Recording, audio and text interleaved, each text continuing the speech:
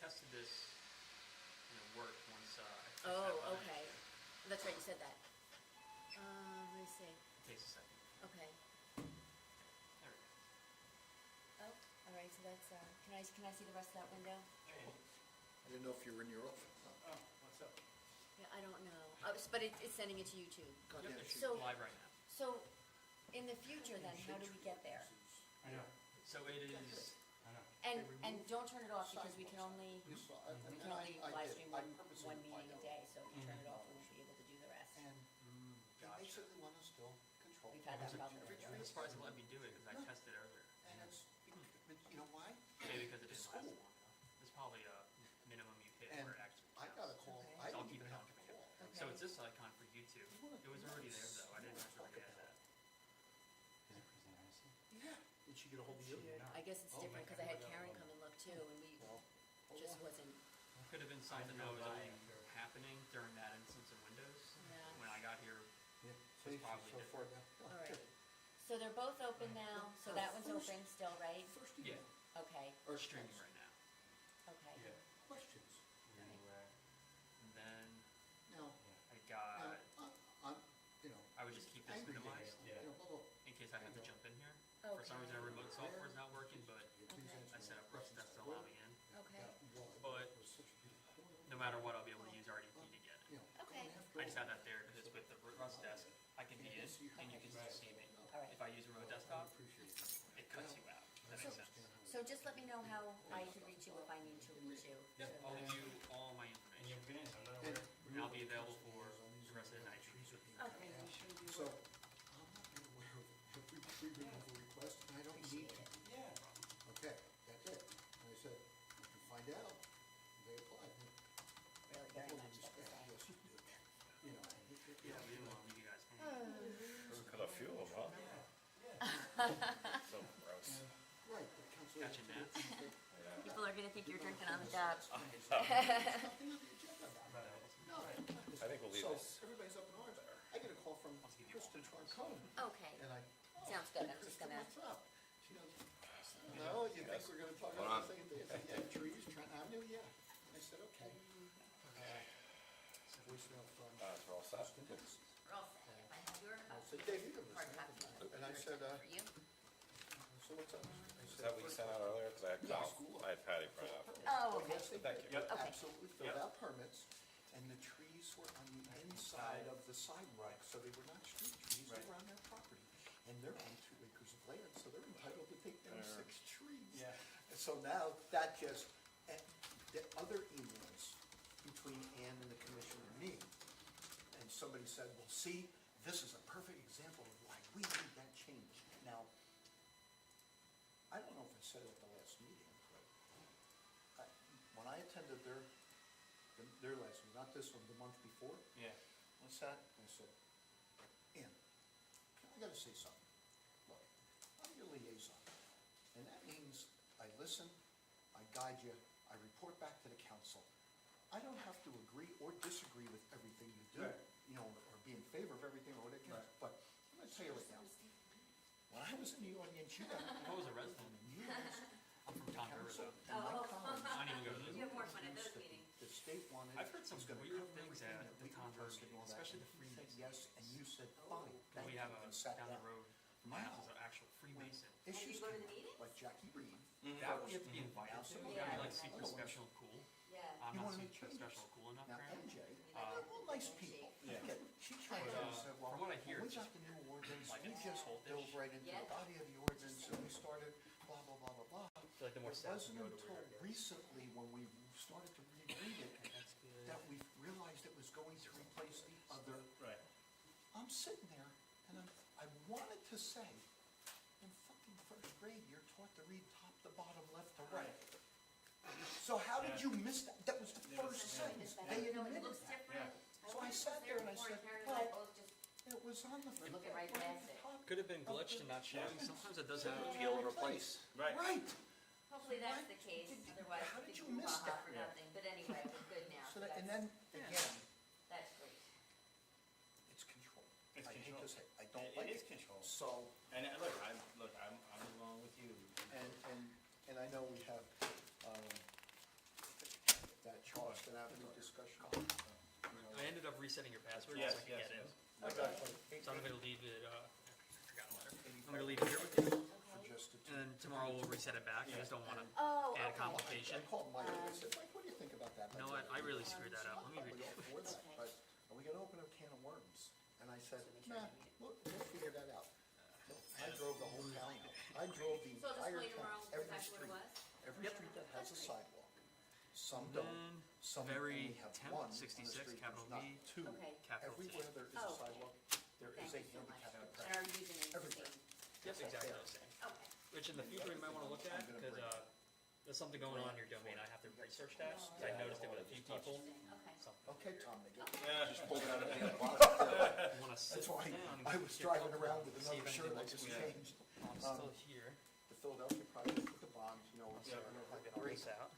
I talked to Ray today, and I said, Ray, is that gonna be for curbs and sidewalks? He goes, well, it could be, it doesn't make a difference, but the 100 block of Philadelphia, which is the White Sands Motel, plus a couple of houses, does not, on the south side only, Right. does not have sidewalks. The entire 200 block does. The 300 block from St. Louis East does not.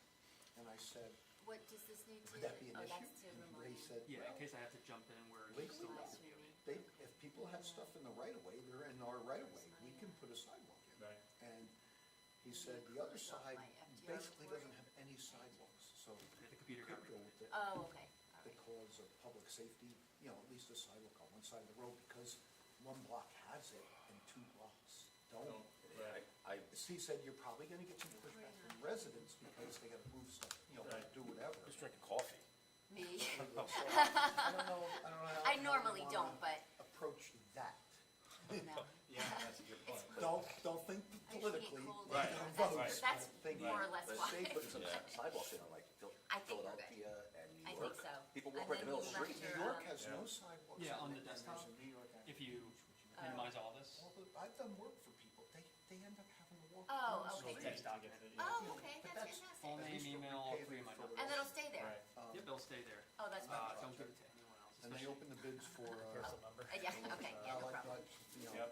Thank you, So Shane. these are all public So, property I'm gonna stick buildings for and another 15 grounds. minutes. I'm on Okay, For top your of main it. Thank you. meeting We stuff, have to I'll figure make out, sure yeah, we we wanna can put go, on yeah. for all Great. kicks. Because it just But stays go. on, right? Go. Or- We're gonna put my Yeah. picture up there. Yeah. You know what we're gonna put? Yes. You and your No, football jersey. no. It's a We're gonna fairly put it all simple up there, setup. and we're I'm gonna not put sure in what's small happened letters, before. I wanna assume it's some 28. sort of Windows glitch where the file is probably just not Last time we showing. beat the borough in football. Oh, Sometimes really? it does happen, 28 to especially 6, my since the senior system's year. about 7 years old. Now, Oh, This here. one's due for replacement definitely. Yeah. I may, okay. see, I have stuff.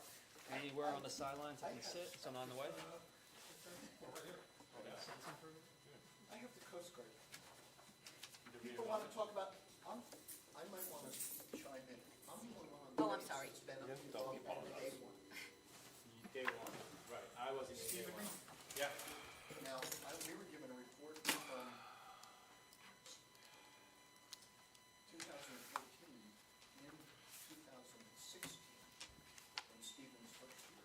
That's the And we're process. just gonna open the meeting and go right to the back, so it's only gonna be like a couple minutes, you know, and then we'll be in the back until 7:30 when the regular meeting starts, so. You guys had a Who's the historic preservation officer? Um, Nobody in town.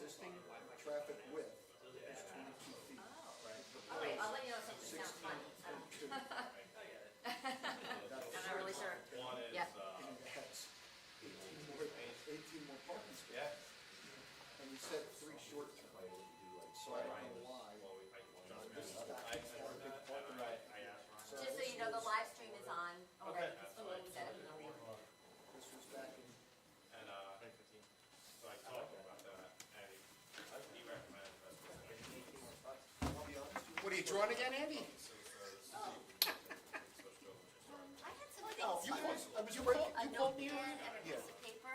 You didn't leave a message. Yeah, I think it's. Huh? You didn't leave a message. No, Oh, I thank you. sometimes. Yeah, I sorry, I usually was don't. in meetings Yeah, all freaking day. Oh, I forgot what I came in here earlier. Windows tried to update. and I know. I did something with the update, so it unapplied it. So that might hit you again when I set a 1 week pause on update for you.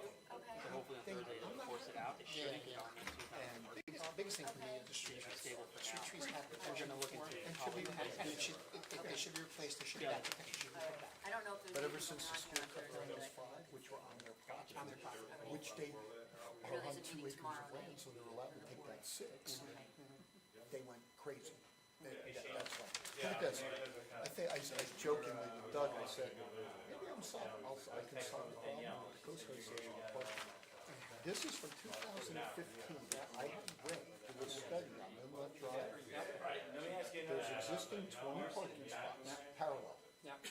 You put in angle parking at a 50-degree angle, 9 foot wide. They're talking about looking at it. Huh? They were talking about looking at it, it's a one-way street anyway. Look, 38 spots. Now, the existing lane width is 12 feet. The proposed with the angle would be 16.2, a little over 16. Which is still illegal bound. That's why he, Why wouldn't he do it? well, I mean, we could do it. It's still illegal, This was, it's an yeah, illegal bound. correct. This was But the a bigger thing would proposal. be, what happens around that bend? That's a really wide bend. There's gotta be the potential to add some additional. Right, Or but, at least drop off. right. If there was Well, some see, sort of. and back in 15, he put 3 short-term spots, I guess, to pick up. Yeah. Back then, I forget what, That was a restaurant. yeah, it still is, I Yeah, don't, I but it forget. was- I know what It was an Italian restaurant. Do you wanna before, come yeah. back here now? It's But- kind of revving But back I'm here. saying, Is that normal? That one is a normal one. Okay. you know, Things been screaming all day. why can't we Yeah, bring this back up again? yeah, absolutely. Oh, and I went into my archives and I broke out a Doing more often than you used to. 2014 Coast Guard station, Which is a thick, file. that we had. Yeah, Yeah. that was given to us in 2016. I mean, I'm the only one on the dais That here. data likes to max out whenever it does it. It was a pocket dial. Checks for the whole 7 All right, that's okay. Okay, nope, pocket, right. Mike, I'm the only one sitting up here that was on that Coast Guard from the get-go. And, can probably, explain a little bit of why it took 7 years, the process, but, I don't know. We have an IT problem? Oh. Right now, it looks resolved. We'll see if it stays. We always have an IT problem. What's up, Bart? How's it going, man? Eileen, do we have Your any tab left over, disgusts or me. we have? You and Dave. I You too, man. All three of you discuss me. Yeah, it's not, it's not a freaking document. Yeah, you're working. Today was hot. Christine never took them. It's been hot. You see how I thought I was The cheap? sun's hot. It's friggin', at least you're in the It's water. not You wrapped jump up. in. Put it right now here, it's because, good. and she looked at me like, You took Yeah, them? humidity today. I can't even. I'll be going to the beach a few days now. And Humidity today was, Oh, it's softball? softball games. It's okay if you have one. As the former chief. It's your daughter, you have to, I get it. Yeah. Is there a storm, not this much money, bikes and bicycle equipment? It's too hot. I know, I mean, that's a bunch of times. Yes, this Then she feels the advantage. well, right. She goes through the jugular. Yeah, she called me I out a left few the whole times. You were printout calling my home. beach. Art laughs. No, I mean, By the way, you're in charge next week, because I'm away. 12,000 really? on the I'm agenda. away Tuesday through Sunday. No, I'm, Next week? for outfit, Yeah, for so I'll be bags, here Tuesday, Monday. gear and all I have that. a couple of Okay. mayor. I could change it. There were Yeah, yeah. And What, then there's 3 a meetings ago, council like meeting 6 in or October 8 bikes. that I'm not gonna be at, because I have And a work trip. I kinda like, okay, I know It's where October these, 7th, but I'll let you. I know where these, are they riding off of curbs? Are they running into curbs? Are they dropping them for hot pursuit? I mean, I get to keep the gavel. You can have the gavel. no, I think you're absolutely right. But I'm, so I can, Parking, it could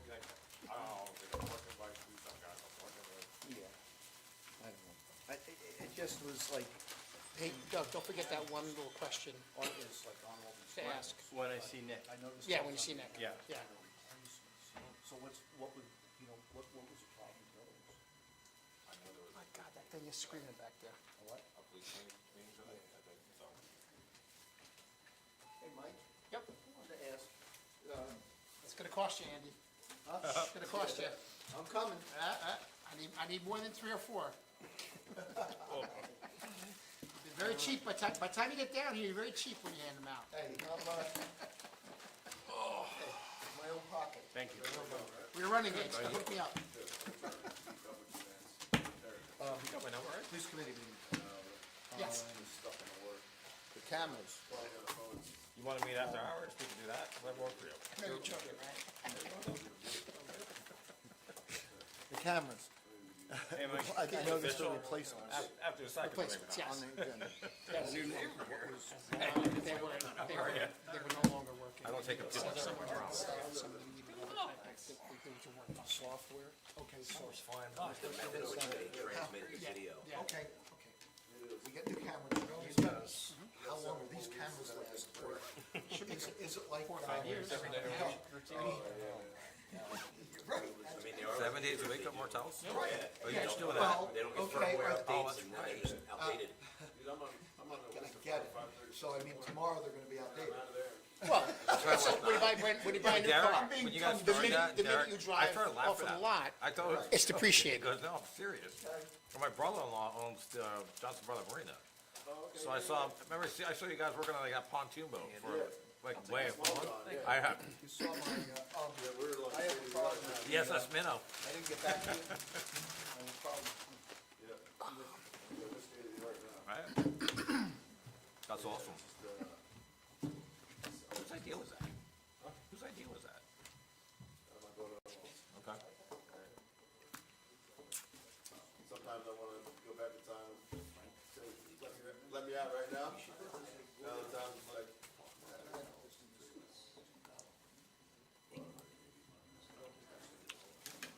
we're just so busy right now. It's just, I can imagine. Well, you got a town with the restaurants too, right? yeah, we got 2 main fires. That's good. Now, you're like by the Malikan Bridge, right? Where you're What's going on, Eileen? tough, too far.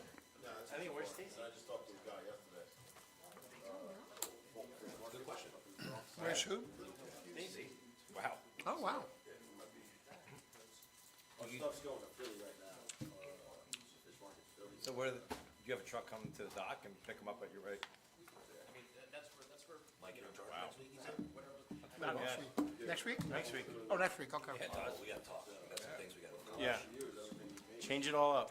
Can I rearrange the furniture in the office, You could take my office. take all that stuff down, hang up the good stuff. So part-time, you're a couple nights a week, you're at Martell's, but mostly you're doing that. Yeah, I'm at Martell's Friday, Saturday, Sunday, Monday. Quiet days. In between, I'm there, I'm on the farm every morning. And then Martell's. Now with Derek's going back to FA head, it falls on you again? Yeah. And Rich comes on right around end of August. Okay. Yeah. Then he'll jump in with me for a while, so April 1st, and then he's gone. Yeah. And he won't see him at all. Like, yeah. Since April 1st, if he's been home a week and a half, 2 weeks, so. What's he do? Those guys are not, they go out for 2 weeks. They land up in New Bedford, go back out for 2 weeks. Land, go home for like 3 or 4 days, see you in another month. That's like the perfect storm guys, right? That's, Yeah, they're out there. oh, They're up near the Canadian line and stuff. nah, From here? Yeah, Holy crap. I'll hang out my little recreational boat, yeah, they're out there. float my air tube. But they're 2-week trips. You land for 3 days, back out for 2 weeks, in for a couple days. They go literally. April 1st is opening day, and they go until September. You don't see them for. But they make good money, right? Kill it, right? When you over-regulate, people are going to not comply, when if it's a reasonable regulation. And so we're creating a system where everyone trip is under 25, 35,000. Wow. I mean, they're killing it money-wise. You have no Quality of life. quality of life. You know, for like 6 Not a lot of months, 7 families, months, yeah. involved with that. So, It's a rough way of life. it is, it is rough. Yeah. That's why we started this. Yeah. Try to get it all managed. How old is it? Is it Katie's brother? Katie's sister brother? Okay. Okay. I'm not going town to town. No. He knows at the Cool, town, man. he just told me town to town. Right. Yeah, good job. Yeah. Do, you know? I was talking to somebody up north, my buddy from high school, How many with traps? and they do it where they're responsible for. They call them traps? Cages. This was done in 2015. Close to 600 something on the word now. Yeah. They either bully. Right. You ever worry about people like, 20 parallel spots, who Yeah. like polices that? Cause you probably have people coming in there looking to steal shit. and still have 16 feet. No? Because we were looking at this Because lot. we're technically farmers. We Right, fall angle parking in the drive. And, we're like but farmers. 16 feet is still So we legal fall traffic, into like federal this is regs, slow traffic. In the, farmland. Right. Broadway, you make a left right in the You see drive. how, what? how I, Came in there, like, and I, it's stole funny, our I think Federally charged. I'm sorry, in front of like Sinners and all that, right, you know, it's parking on the right, this would be angled, you get 18 more spaces. I read, I got lots of stuff here. So let's talk to, That'll come in very good, because I Why did, Well, I know, I see them to the right, and I'm like, I ain't going, like, they're all over the place. I'm like, I'm not going anywhere near them. to me. I meant, Every once in a while, you would no, right, yeah, it was Yeah. on the agenda, Yeah. transfer of, Are we talking about Marlins? A lot of idiots out in the water, it's called the especially Beach now. Bar? Oh, yeah. You see Bay it? Bar. Beach Bay Bar, yeah, okay. It'll go not to through. be out there on the weekends anymore. Just It was all Marlins, huh? traffic nuts. There was an open question about something, 'cause I think we just got guidance from ABC recently today. And once you go We'll past get that man looking bridge, They haven't been it pushing gets us. rough. Like, I don't like really going over You know there, what, I cause actually you spoke get to tossed ABC, around. they kind of said that. South of Van Logan, Yeah. it's that wind, especially when it's coming from the south, it's That's why I was like, hey, let's go to Tyson's and stuff, I'm like, I'd rather just go to Treasure Island. Yeah, for our Like, purposes. they you kind of- literally get beat up going down there. We shouldn't bother. I mean, we're at 6:30. Adequate notice of the time and place of this meeting was given under the provisions of the Open Public Meetings Act and was posted in centrally officially designated newspapers in compliance with the law. Mayor Vitale? Here. Councilman Ramos? Here. Councilwoman Burns? Councilman Benton? Here. Councilwoman Testa? Councilman Gant? Here. Councilman Cortez? Here. I apologize, I have the name tags are wrong. Can I get a motion to go into executive session? Second. Whereas Section 8 of the Open Public Meetings Act permits the exclusion of the public from a meeting in certain circumstances, and whereas this governing body is of the opinion that such circumstances presently exist, now therefore be it resolved by the Mayor and Council of the Borough of Pleasant Beach, County of Ocean State, New Jersey as follows. Public shall be excluded from discussions concerning the hereinafter specified subject matter. The general nature of the subject matter is as follows. Real property, 501 Arnold Avenue, open space acquisitions, litigation, attorney-client privilege matters, Coast Guard redevelopment, affordable housing, ABC licensing issues, parking regulation issues. It is anticipated that the subject matter discussed may be made public upon its conclusion or final disposition. So a vote to go into closed session, Councilman Ramos, Yes. Councilman Benton, yes. Councilman Gant, Yes. Councilman Cortez. Yes. I said, remember the vote, that's not You the note last time. that Councilwoman Burns just walked into the chamber. Councilwoman Burns to go into closed session? Yep, yes. Whew. Bobbing and weaving. There you go.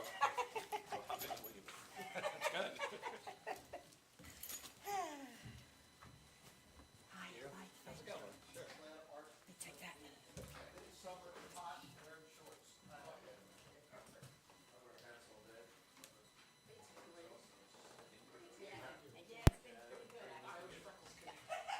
Stay a little longer, or looking stable?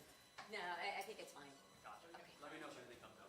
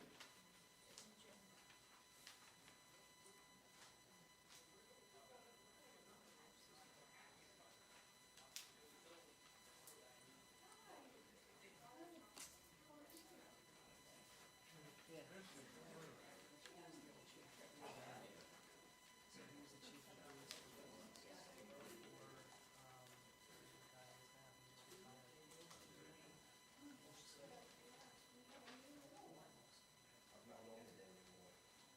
I got the, you're still on?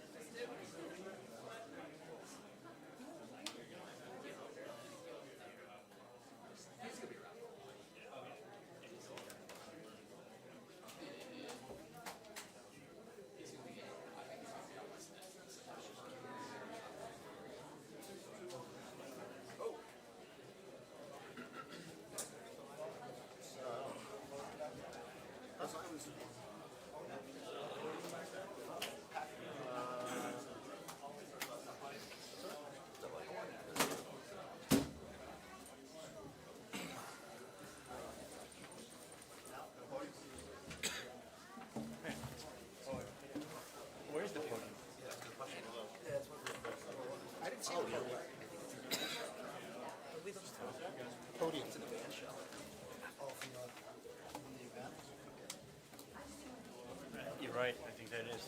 Oh, sorry.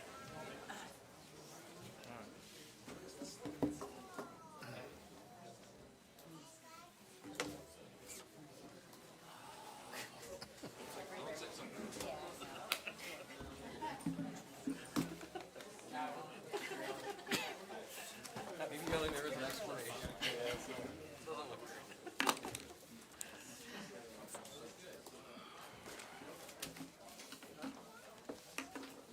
I mean, whenever you're ready. Adequate notice of the time and place of this meeting is given under the provision of the Open Public Meetings Act and was posted and sent to the officially designated newspapers in compliance with the law. Mayor Vitale? Here. Councilman Ramos? Here. Councilwoman Burns? Here. Councilman Benton? Here. Councilman Gann? Here. Councilman Cortez? Here. Please rise for the flag salute and remain standing for the invocation.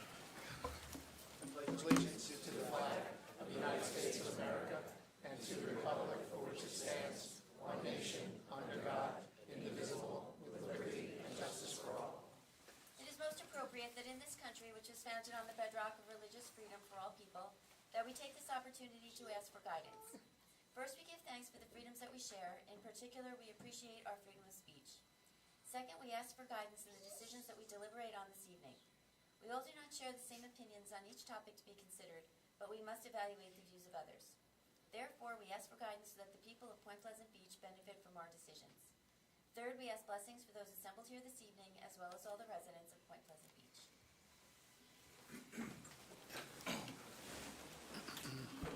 Good evening, everybody. We're going to do some housekeeping real quick. Can I get an approval of minutes for the June 17, 2025 council meeting? So moved. Second. Councilman Ramos? Yes. Councilwoman Burns? Yes. Councilman Benton? Yes. Councilman Gann? Yes. Councilman Cortez? Yes. Can I get approval for the June 3rd, 2025 executive session minutes? So moved. Councilman Ramos? Yes. Councilwoman Burns? Yes. Councilman Gann? Yes. Sorry, Councilman Benton? Yes. Councilman Cortez? Yes. And, Mayor, the June 17th aren't ready yet, so. Okay. we'll need to pull that. So strike those. Okay. Moving on to the oaths of office. Before I call the chief up, I just want to say there's been some retirees and one of our officers leaving to go to the Monmouth County Prosecutor's Office, but that allows us to bring on new officers. And the two officers that we have swearing in today and the one sergeant are just great officers, exemplary officers, positive feedback from the chief and the command staff. So I'm very honored to swear them in and promote one of them. So Chief, why don't you give us some words? Good evening, everybody. Thanks for coming out tonight to support the officers. The Point Pleasant Beach Police Department is honored to announce the appointment of two full-time police officers, Jack Eakins and Jack Capolino, as well as the promotion of Brian Benitez to the rank of sergeant. Officer Jack Eakins, a lifelong resident of Point Pleasant Beach, commenced his service with the department in 2020 as a park enforcement officer. He earned his bachelor's degree from Montclair State University, prior to graduating from the Ocean County Police Academy in April 2025 as a Class II Special Law Enforcement Officer. During his tenure as a Class II officer, he was assigned to school security duties and later to a patrol squad where he demonstrated commendable dedication and professionalism.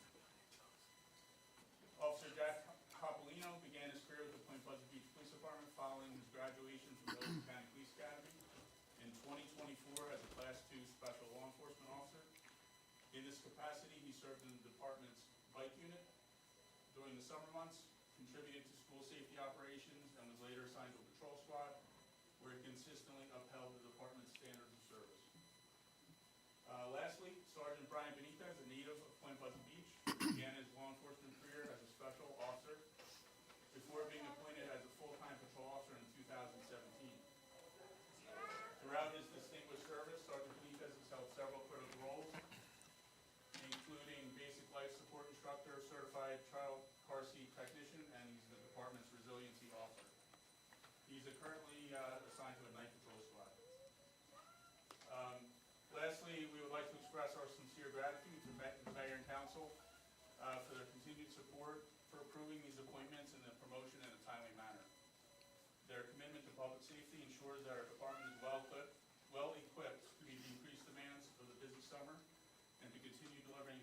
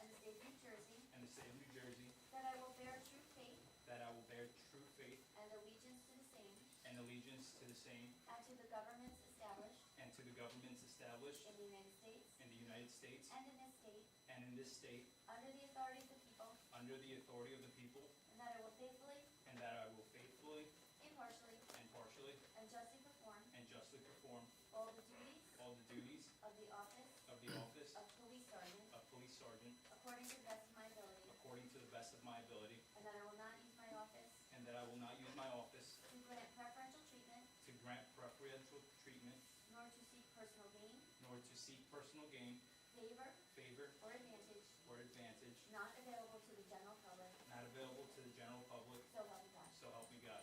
Congratulations.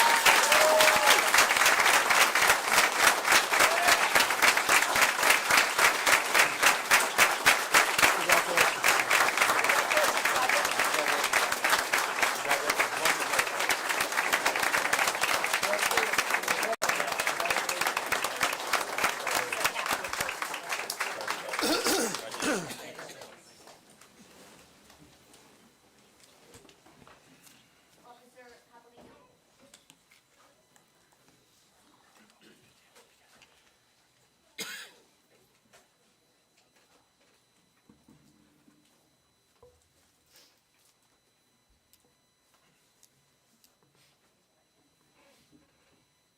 I, Jack Capolino, I, Jack Capolino, do solemnly swear do solemnly swear that I will support the Constitution that I will support the Constitution of the United States of the United States, and the state of New Jersey, state of New Jersey, that I will bear true faith that I will bear true faith and allegiance to the same and allegiance to the same, and to the governments established to the governments established in the United States in the United States and in this state, and the state, under the authority of the people, under the authority of the people, and that I will faithfully, and that I will faithfully, impartially, impartially, and justly perform and justly perform all the duties all the duties of the office of police officer of the office of police officer according to the best of my ability, according to the best of my ability, and that I will not use my office and I will not use my office to grant preferential treatment, to grant preferential treatment, nor to seek personal gain, nor to seek personal gain, favor, or advantage favor, or advantage not available to the general public, not available to the general public. so help me God. So help me God.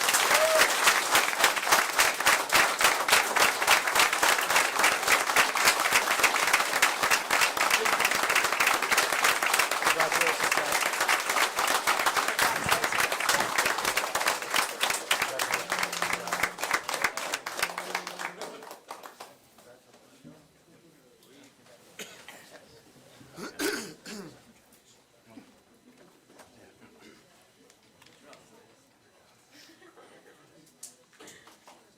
Officer Akins?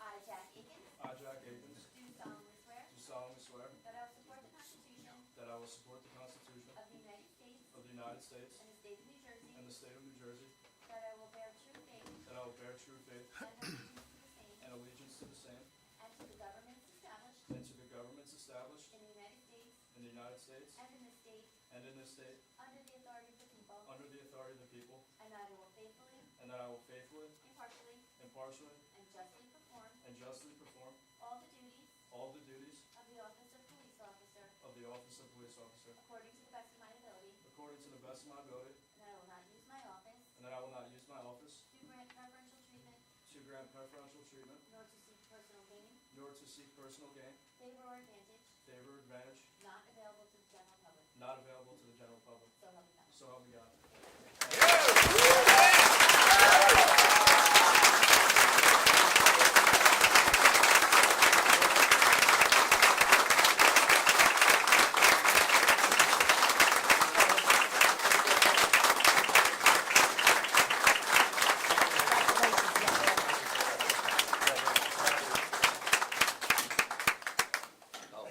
Started already.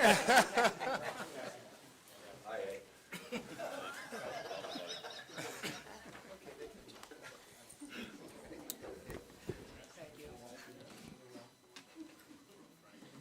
that concludes our oath of offices. You may stay and sit through the next 3 hours of the meeting, or you guys could go off and do your own thing. Thank you all for coming. Yeah, of course.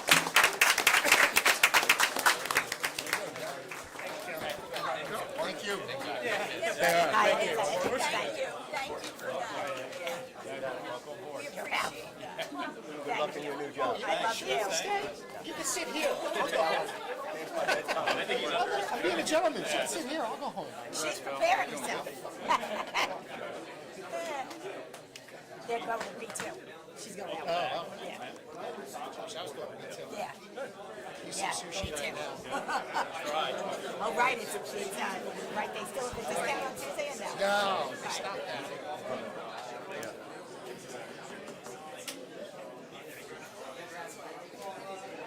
Hi, Clay, how are you?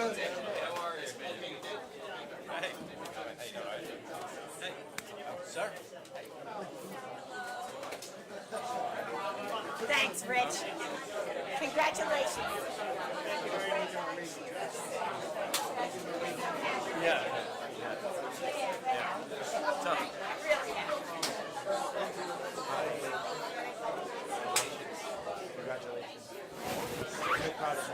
Hiya, Derek. Derek, did you go to the galley? Please, definitely.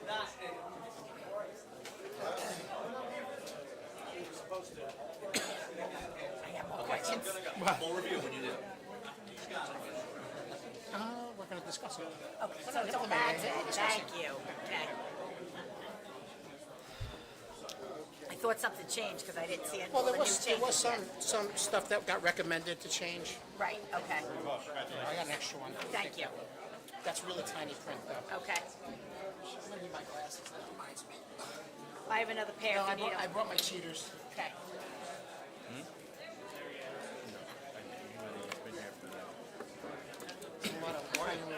You doing all right? Nick, if you want to set up. What's up, man? I saw your daughters the other day. Nice to see you. How are you? Bring any goodies? No. Good seeing you.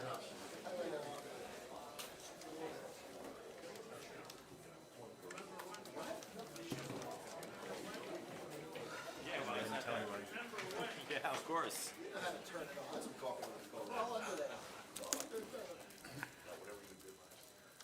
All right, we'll just give Nick 1 second to set up. While he's doing so we're going to move on to a presentation on the Coast Guard redevelopment. As usual, we saw some social media activity calling out that we weren't transparent. There's not, Nick, do you need something? Mike, should be in your first drawer right there.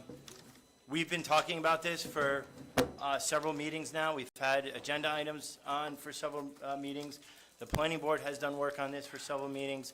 And we've actually had the redevelopment plan posted to the town website under the ordinance page for several weeks now. So to hear that people were not informed of this is a little concerning, but that's why I wanted Nick to come in and kind of go through the redevelopment plan with the public, and then we'll go from there.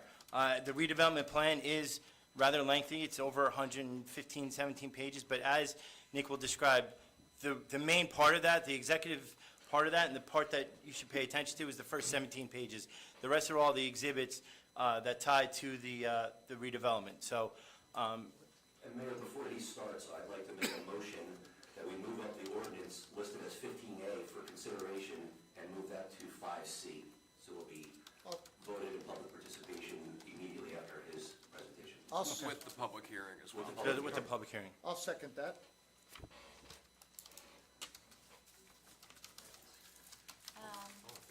All in favor? Aye. And that will just allow us to do the second, the ordinance as well as public participation while Nick is still here, so he could help answer some questions. So Nick, when you're ready, the floor is It's a good move. yours. Good move, Dave. It's a good move. Yeah, that's the best it's gonna be. Okay. Just want to double check. For the record, Nicholas Dickerson with the firm Colliers Engineering and Design. I'm Borough Planner. And I prepared this Coast Guard Station redevelopment plan, which you see on the screen here. And as the mayor mentioned, while it looks like it's 112 pages, I'll note when we prepare these documents, we like to include the information that came before it. Redevelopment, that's the investigation, and the investigation itself came with a number of different appendices attached to it, and therefore, I think our 20-some-odd page document ballooned to a 112-page document. So I will not be going through all 112 pages. I'll spare everyone that. But if there's any questions, once I get through this, happy to answer them. So this redevelopment plan focuses solely on the building you see on the cover here, the Coast Guard Station, or the former Coast Guard Station. And the parcel of land it sits on is actually pretty limited. The borough took an interest in only, what you can see on this map, this small, the red dotted line portion of this lot. The federal government still controls the parking lot on this part of the property.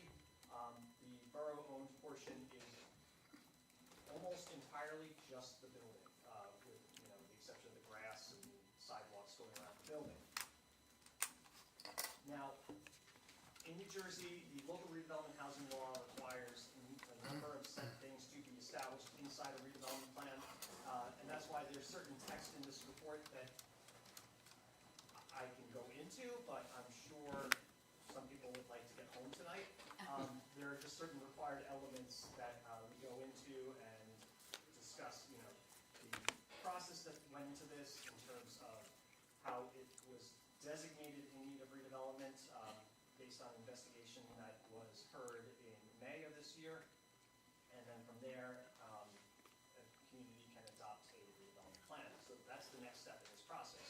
Now, one thing to point out is a redevelopment plan is largely just an ordinance for a site. It is not a development plan. That is the next step in the process. Once a redevelopment plan is adopted, then someone can come forward and propose a development that meets effectively the redevelopment plan or the ordinance for the site. So this is just one additional step in what is actually a very lengthy process of redevelopment. One thing that we have to identify is a set of vision and goals for the site, and then how it relates to nearby municipalities as well as the master plan of the community.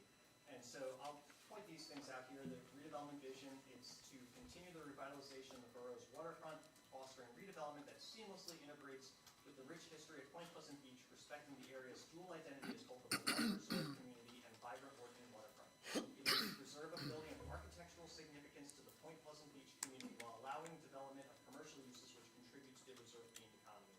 And we have two goals and objectives here.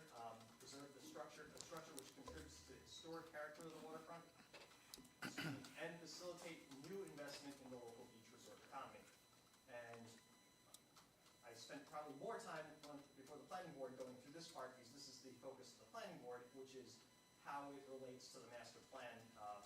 And when that was presented about a month ago, the planning board found that it was consistent with the master plan.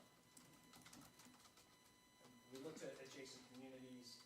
The closest community to the site would be Manasquan, and we point out that, well, it is also separated by a body of water, and it is, there's really going to be no impact on that surrounding community because, spoiler alert, the proposed redevelopment plan for the site is to maintain the site exactly as it is. And I will get into that in just a moment. We have our administration section, which just sets forth the various requirements of the redevelopment law, noting that this will supersede the underlying zoning for the site, because currently the zoning for the site is a public use zone, which would not apply to any other use for the site. We note that it's a non-condemnation area, so there's no need for eminent domain.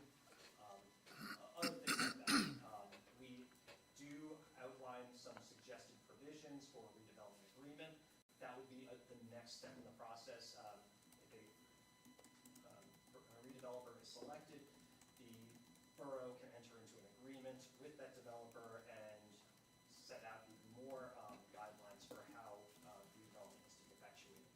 And so we note a few things here in terms of formal parcel subdivision from the Coast Guard site, any mitigation of lead-based paint or asbestos remaining in the site, off-site parking agreements if they need to accommodate parking, where they're going to provide it, and then also the non-residential development fee act. So this copy of the survey helps to really show this topic of this redevelopment plan. And as you can see from this survey, like I said, it is almost entirely the existing Coast Guard station. And you have the generators here, you have a few things, but the parking lot, driveways, that is still retained by the federal government. And Excuse me, there's no parking? Tony, we're gonna have public comment at the end. so the next section is, this is the ordinance, and this is what sets forth the guidelines for redevelopment of the site. Two permitted principal uses would either include a bed and breakfast inn or a restaurant. And then a slate of accessory uses largely applying to what's on the site. The area bulk requirements here, it's intended to maintain the building that's on the site. And, you know, we get into it pretty, like, specifically here by mentioning like the existing height of the building. We say that, you know, the height in stories and feet shall not be increased from what currently exists on the site. All these setbacks are intended to relate to what is on the site currently. We note that there's really no availability to provide parking here, so we recommend that there may need to be some sort of agreement for off-site. I actually had to reach out to the New Jersey DCA because there is that electric vehicle requirement for any site plans. And I spoke to them saying that, well, we have a site that really has absolutely no space to put a parking space, much less an electric vehicle parking space. And I was told that that was the first time they've ever heard that question, and so they suggested that we just note that if new spaces have to be created somewhere, that would apply. But recognizing that there's no space on the site, it would not apply. There is a provision for outdoor dining. We note accessibility. Because this building is old, it predates the ADA from 1990. While we say that the building must be preserved exactly as it is, we also acknowledge that they may need to make an adjustment just to make it ADA accessible. If you need to put a ramp in on the side of the building or something to make this space accessible to the public.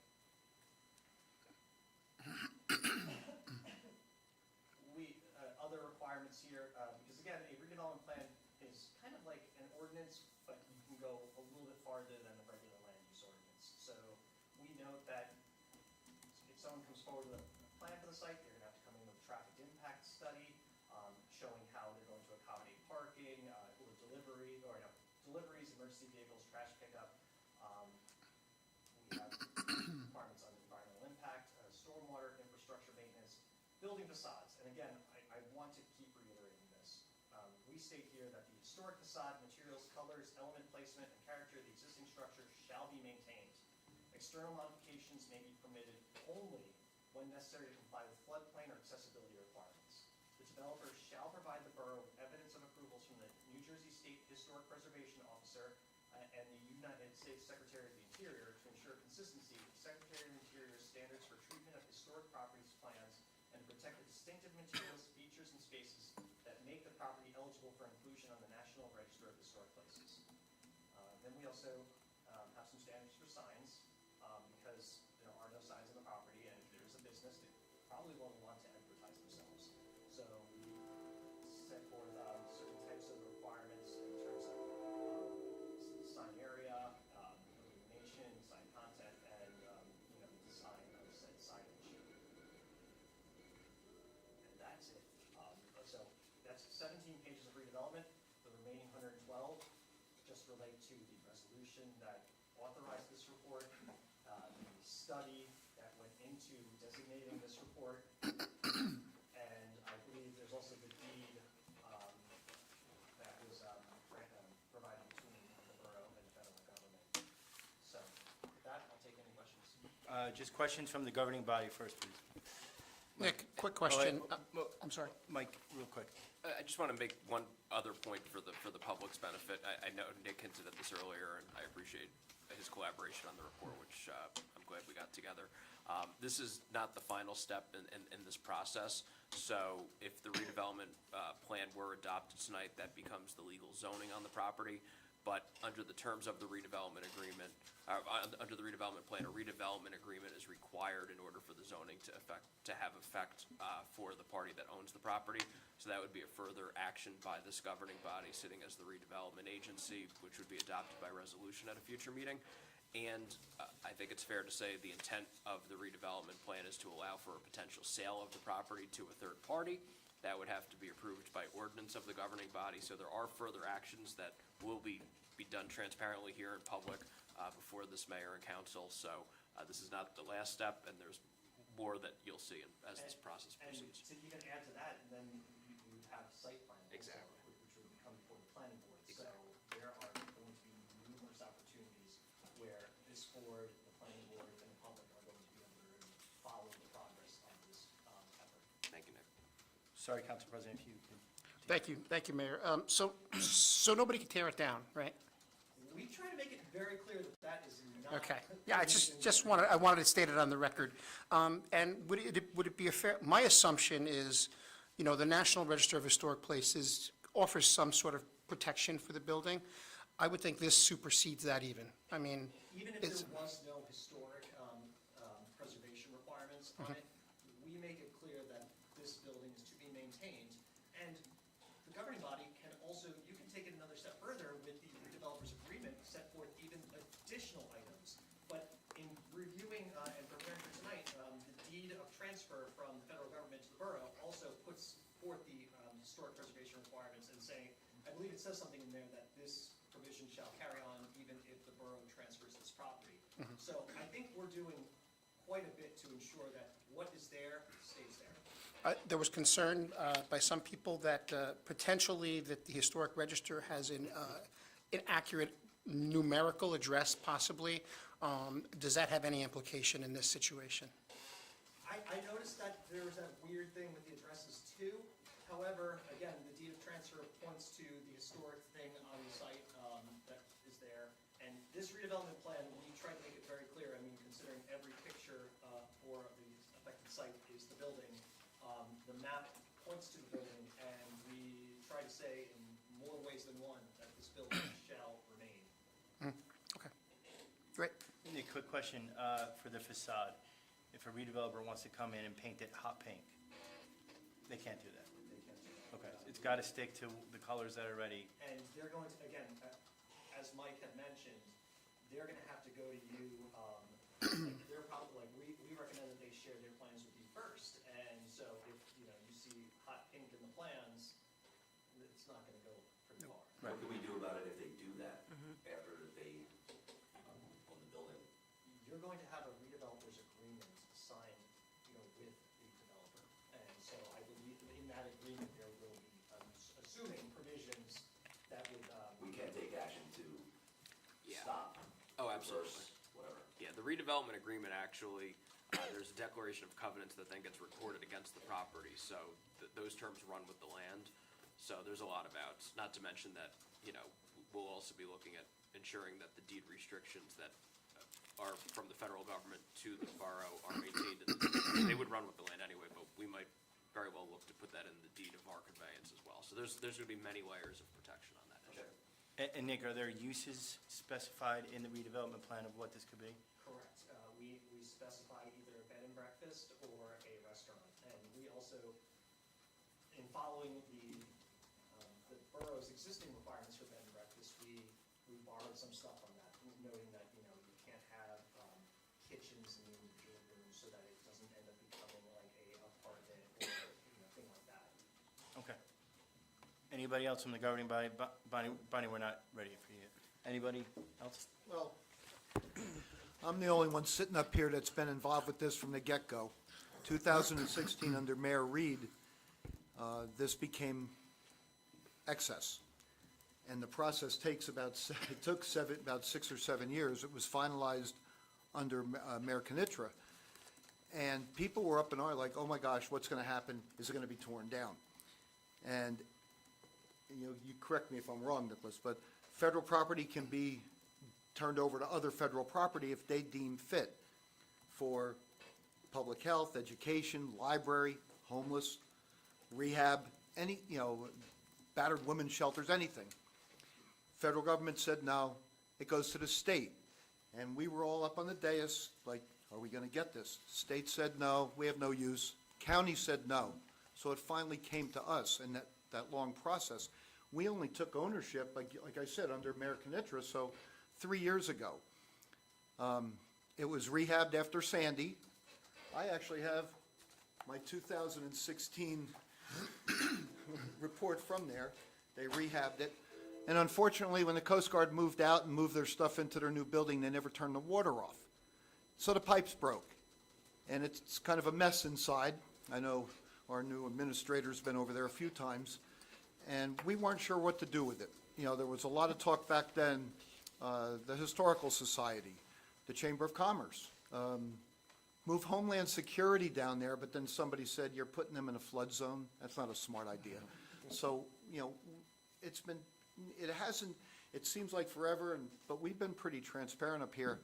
And personally, we're a governing body. We're not really in real estate. You know, yes, we do own buildings, this one and a few other places, but the conditions that are being spelled out, I'd rather have it, right now, it's not on the tax rolls, it's tax exempt, it was federal property, so I'd rather have somebody go in there and we put it on the tax rolls and have it done. So I just had to make that comment because like I said, I'm the only one up here that's been sitting through this for all these years, and let's move forward. If I could just add an additional comment, and I want to piggyback off of what Andy said, too. I think that, from my perspective, the way this was presented to me years ago was, and I voted to acquire the building, is that it was a necessary step that we had to do in order to save the building from being demolished and from being destroyed. Right. And once I came on this council and got a little more knowledgeable on this council and with our new administration, we found out that that's not necessarily the case. It did have some protections in place. So with that being said, I mean, my thought process with this scenario here is it's the best of both worlds. We are saving a historic landmark for the town of Point Pleasant Beach. We're ensuring that it's maintained in the same way that it always has been, and its historical significance is still there. And it's not going to be done on the taxpayers' money. We are going to ensure that we get our full investment back on this piece of property, and that money goes back to, back to the town, and we're able to save money for the taxpayers and save a historic building that has historic significance for the town in perpetuity. So I just wanted to be on the record to say that. Thank you. Okay, nobody else? I guess I have a question. Could you refresh how did the permitted principal use, how was that determined?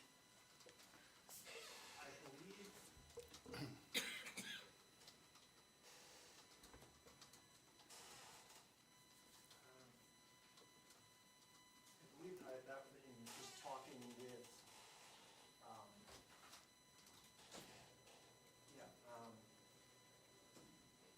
in preparing this, the draft was circulated to,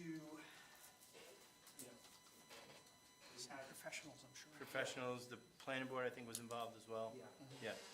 And I believe that it was, there was concern, like, they did not want to be housing, they wanted to be business, and what kind of businesses potentially could be in the area. I think the fact, too, that, look, we all have walked through that building at one time or another. The one thing that that strikes me amazingly about it is that from every window of that building, you have an amazing view of the inlet and the entire area. So it screams of, look, I'm impartial, I work for Hilton Hotels, so I know the hotel business. It screams for a hotel hospitality type of situation, especially with the parking situation, that there is none. But thankfully, we have a public lot that's right there as well. And arrangements could be made by that type of entity. Right. And it makes the most sense. So I think they're great applications. Nick, I thank you for your presentation. If you could stick around until we do the public portion. Eileen, do you want to read off the ordinance, and we'll get into public? Ordinance 2025-17. Ordinance approving redevelopment plan for property designated as block 176, lot 21, and commonly known as 24 Inlet Drive. All right, so we're going to open it up to public participation. There's no time limit. When you get up to the microphone, please state your name and address, and then just please ask questions only pertaining to this ordinance, the Coast Guard redevelopment. Anybody? Bonnie?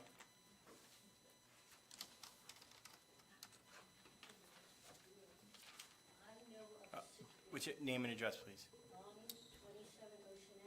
What's your last Or name, last name? please? Please spell your name for me, please. I know of a building in Hopewell, a historic inn and bistro, that was bought by a developer, that was a historic building tied in with the Lindbergh kidnapping that happened literally right across the street. And the guy that bought it was supposed to keep it historic and keep it up and running. He told 27 times, he told everybody at the council meetings, he would not knock the building down, he wouldn't change anything. Well, the last meeting he went to, 4 days later, there's nothing left. I think we have protections with this plan to make sure that that does not happen. This happened like 5 years ago in Hopewell.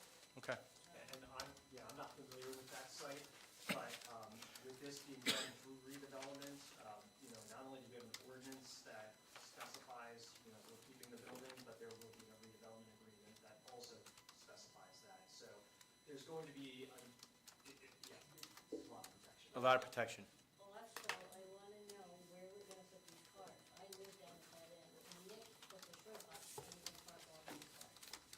And we open this as a venue. Can they get rid of those big air conditioner things, or put smaller things in, and make that parking? On the lot you're talking about, the Coast Guard owns all that parking. Now, even where the air conditioner or whatever those. There's the air handlers there. I don't know if we could fit, I don't know how many parking spaces that could fit, right? There's, Ultimately, the business could turn in and say, we're gonna hire a valet service and let them figure it out. yeah, that's really on the business. Down there? I know. That's on the business to figure out what they're gonna do, whoever comes in. Dave, did you have your hand up? Yeah.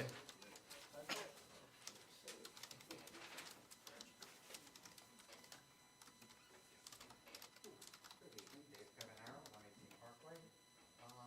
I support the project. B, as far as parking, when the property was purchased, the suggestion was made as a federal building, all around it is yellow line, you can't park.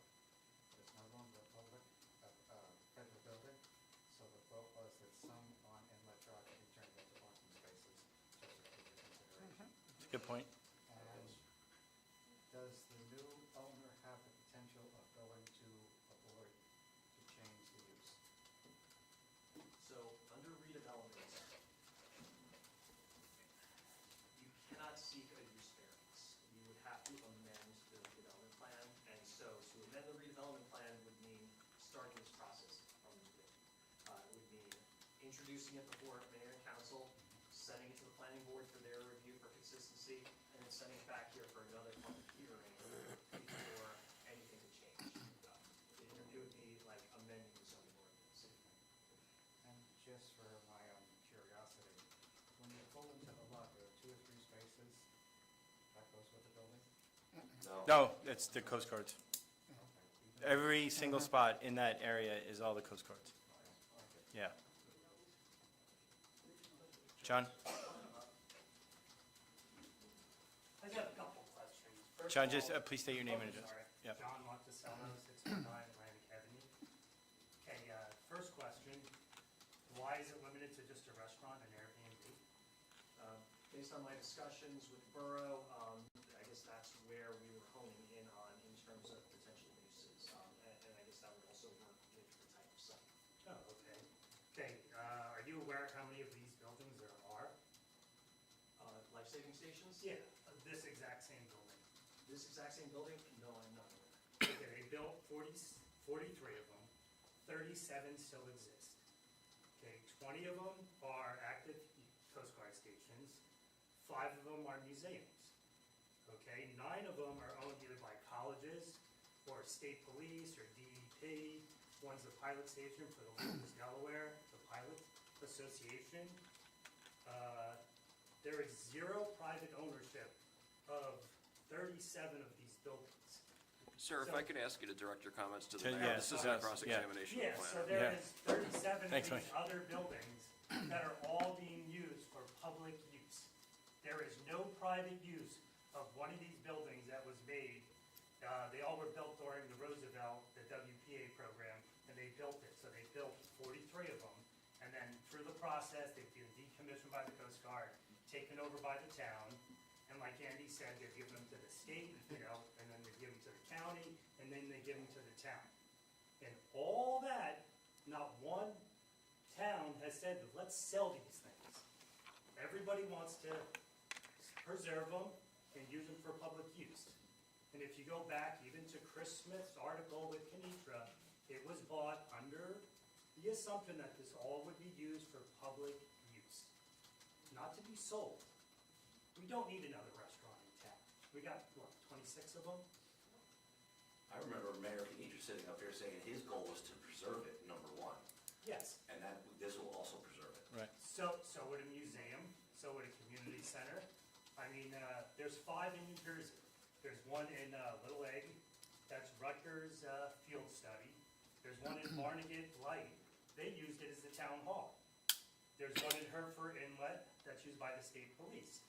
There's one in Great Egg, that's Longport Historical Society uses it. And then now we get Manasquan, and now we're saying restaurant and Airbnb. I mean, look, There was absolutely no discussions with the historical commission. I mean, we've been talking about this for, as long as Andy has the paperwork. 2 meetings ago, we talked about it. I was sitting there because Right. Greg Cox started talking about doing something like Red Bank does, but But there was brought back no information. but why was there never a question, like, what did we think the use could be?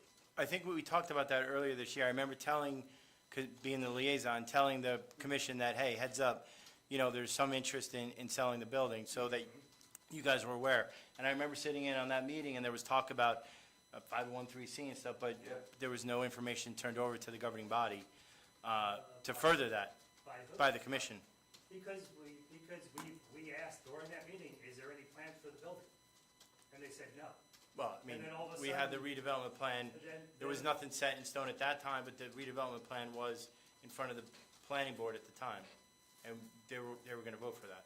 Okay, but it's never, like I said, it just kind of blindsided us all. I mean, I'm part of the commission. It blindsided us all. We had no idea till, I don't read the minutes of the council meetings, you would think that something historical building in town would come in front of the historical commission. And then, basically just the redevelopment plan. We all believe in the redevelopment. But why not, maybe there could be a museum, maybe it could be a community center, maybe it could be something that the public could use. I got a question. Out of all impressive list, you did your homework. Do they have parking? Do you know? I That don't seems to know. be a sticker, That seems to be here. a sticker, yeah. Yeah. But for For a the- museum or a community center, basically a Just saying. community center would be used by the community who's here year round. You go there in December, you could park wherever you want. You go there October, you can park wherever you want. Well, within the municipal lot you're talking about. Within the Right. municipal lot, or as a museum, you could have people that are going to the boardwalk, they're going fishing, they walk to the museum, they're already parked. It's a much less intense just use than curious. a restaurant or an Airbnb.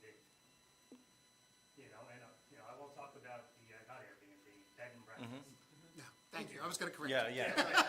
Bed and Right, Keep saying right. that, And I mean, if we wanna talk about a bed and breakfast, we can ask, a couple as in the historical commission that owns the only bed and breakfast in town. But again, they were not consulted. Okay, the planning board decided, hey, we're gonna make this a restaurant or a bread and breakfast, and we're gonna put an ordinance together and get this nice engineering fellow to write a big report. What did they say, the planning board, when you voiced your concerns to them? Never, like I said, we were unaware that this was getting pushed through the pipe so quickly. I mean, It's on agendas, John, it's not being hidden. yeah, if it was a police matter, do you think you would tell the police, board? You know what I mean? It's a historic building that we've been walking. It is the logo on our commission. That's the logo on our commission. And there was not one discussion with us. I've never spoken to anybody in the planning board. Like I said, we were at the And- meeting, Greg talked about it with us. We talked about it, and what did we say? We said, hey, what's going on with the Coast Guard station? And I was at the meeting too. It says, we don't know. We don't have any plans yet.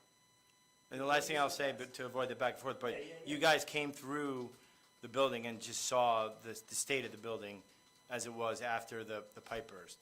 Yeah. So there's significant amount of money that would need to go into that to fix that up. Yeah, but we're talking rehab, which is a little bit out of our realm. Right. It's not a very big building. That building is 2,500 square feet. It's the size, most houses in Point Pleasant Beach are bigger than a Coast Guard building. It's not, I've saw them for. Not mine. I've seen on Facebook, it's gonna cost $4 million.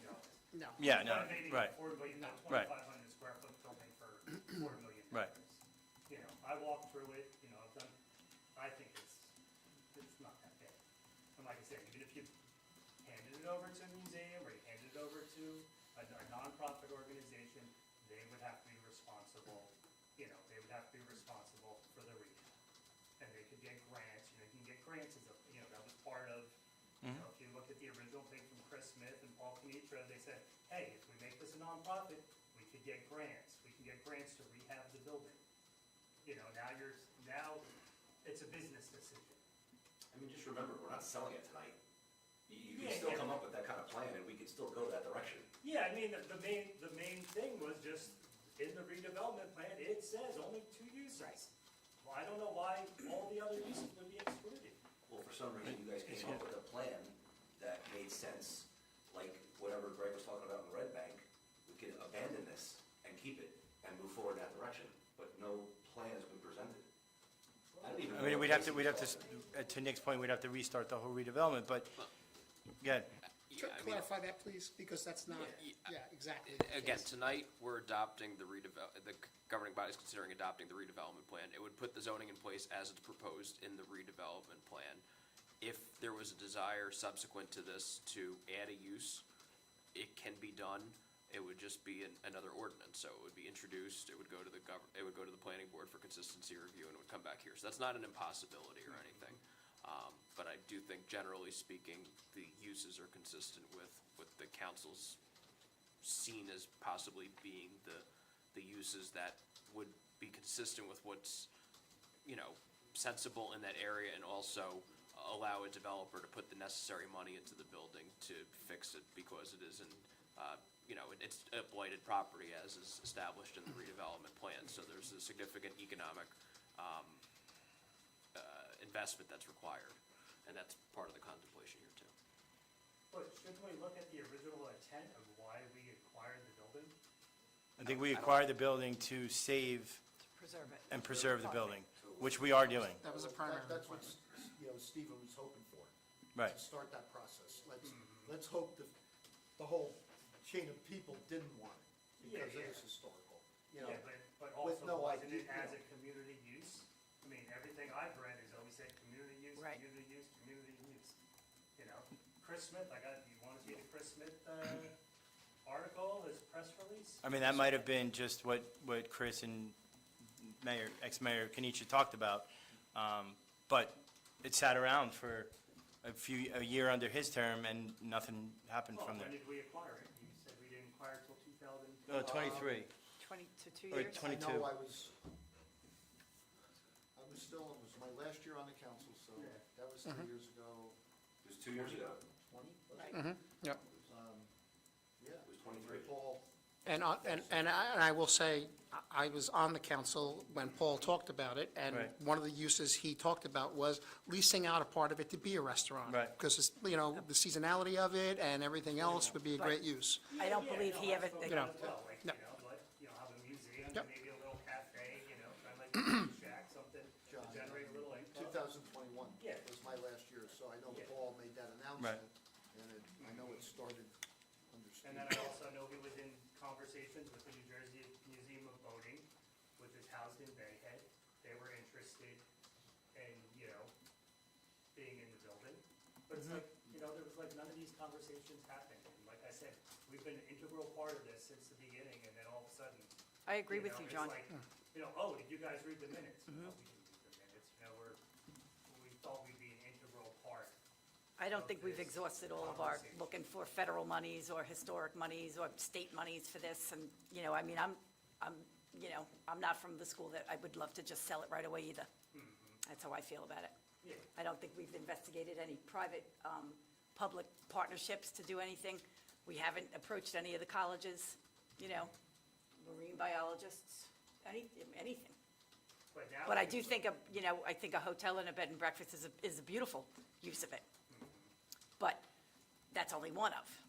Yeah, well, what happens now, and if you put that in the ordinance, if that's the only thing it could be, is a bed and breakfast or a restaurant, then what, does a nonprofit have to get into a bidding war with private entities for a public use?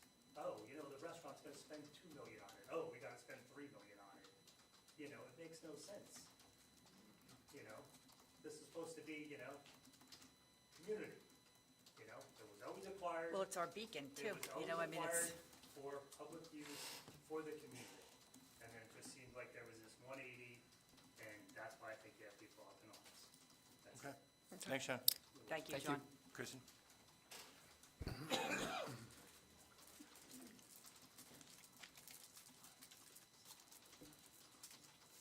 Good evening, Kristen Hennessy, New Jersey Avenue. I came to just offer a few comments on this after reading future Councilwoman Stillifson's letter to the editor. And my takeaway from Kitty's letter is that this does seem awfully rushed. While I do understand that there's been a planning board meeting and this has been discussed, I really didn't know a lot of the details about this purchase and sale. I attend a lot of council meetings, I try to stay informed. I really didn't know a lot about this. I know that Councilman Benton said that, well, it was advertised, but I'm listening to a gentleman that just spoke, Mr. Monticello, who is on the Historical Commission. I see Mr. and Mrs. Haydad in the audience, the Historical Commission. I turned to Ms. Lightburn and I said, when I sat down, I said, where's Mr. Cox? Where's Mr. Woolley? Have they been brought into this decision? Because I can't think of two more important people, besides the Haydads and Mr. Monticello, that are really stakeholders in this discussion. And Kitty Stillifson wrote a very compelling letter to the editor, and basically the takeaway is that it seems rushed. There's a 114-page report that was, I guess, revealed at the June council meeting. Nobody has had an opportunity to review that. Yes, it's on the agenda, it's been on the agendas, but the public doesn't necessarily check in, with the exception of Mr. Cavanero. The public doesn't check in and read agendas every 2 weeks, and it seems like all of us, and I say that with no disrespect, all the respect in the world. But something as large and magnificent of a decision as this is, I did not know what Mr. Monticello said, that there were 47 other, was it 47 or 37 other buildings across the state that were in this same situation, and every one of those has found a way to be preserved for public use. And there was a myriad of reasons that,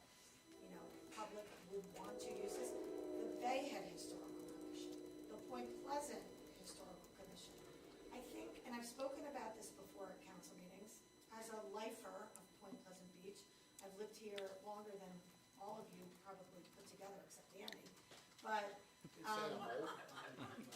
you know, I am a strong proponent of historic preservation. Yes, I understand budgets. Yes, I understand taxes. And I want to keep our taxes as low as possible. Mr. Michigan. But there has to be a balance. And there has to be a balance with historic preservation. My father always used to say, as he sat in that middle chair, Mayor Vitale, you have to have a vision. What do we want our town to be? What is our vision? Well, a family-oriented town.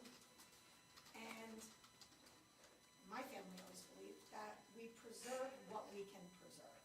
Historic buildings such as this. I can't think of a better building to preserve and use for the community other than the Coast Guard Station. The Historical Commission mentioned that it's their logo. And as I sit and I look at the Point Pleasant Beach logo, we are the top of the inland waterway. And the inlet is sort of our defining character. It's who we are as Point Pleasant Beach. Yes, we're a community of 5,000 people with a high school and an elementary school. Yes, that's true. But we are a shore community, a local shore community, and I think there should be a lot of deference given to that character of our town, to that charm of our town. And so what I'd like to propose is that, based on some of the information I read in Kitty Slipson's letter to the editor of the Ocean Star, and some of the things I heard from Mr. Monticello, is it possible that we could defer this a month? Could we table it and just arrange a meeting between the mayor and the Historical Commission? And I don't know who the liaison to the Historical Commission is. It's but- me. Oh, as the mayor, I didn't know if there's a council person who's also assigned. But could we table this and maybe give it a month? Is there a reason we have to do this right now, tonight? Could we table it a month and give all these concerned stakeholders, future councilwoman Kitty Stillifson, and anybody else who would like to take the time to read the 114-page report and weigh in on it? Kitty, I know, shared with me that she wouldn't be here tonight because she had a death in the family and she had to fly to California. So she couldn't be here to comment, but I think probably she's sitting on the plane reading the report as we speak. But really, more importantly, is the Historical Commission. If ever there was a historical issue that needed to be examined carefully, every I dotted and every T crossed, this is it. I can't think of a building, besides maybe the Gottlieb. And in that case, we found Steve Fisher. Steve Fisher, like, dropped out of the air like a godsend, willing to come and partner with us as a community, as a mayor and a council, and be the financier to help rehab the Gottlieb building. That person might be out there for the Coast Guard Station. Could we give it a month or so? Mr. Collins, is there any time-sensitive information or considerations for this? I mean, the only downside is that if there's a desire to move forward subsequent to this with a transaction, you need the ordinance in place in order to facilitate that. And I think that, with all due respect to Mr. Collins, I think that, I don't know that anybody's got a burning desire to, rehab this building and make it a B&B and a restaurant before September. I mean, the season's essentially half over, right, for the 2025 summer season.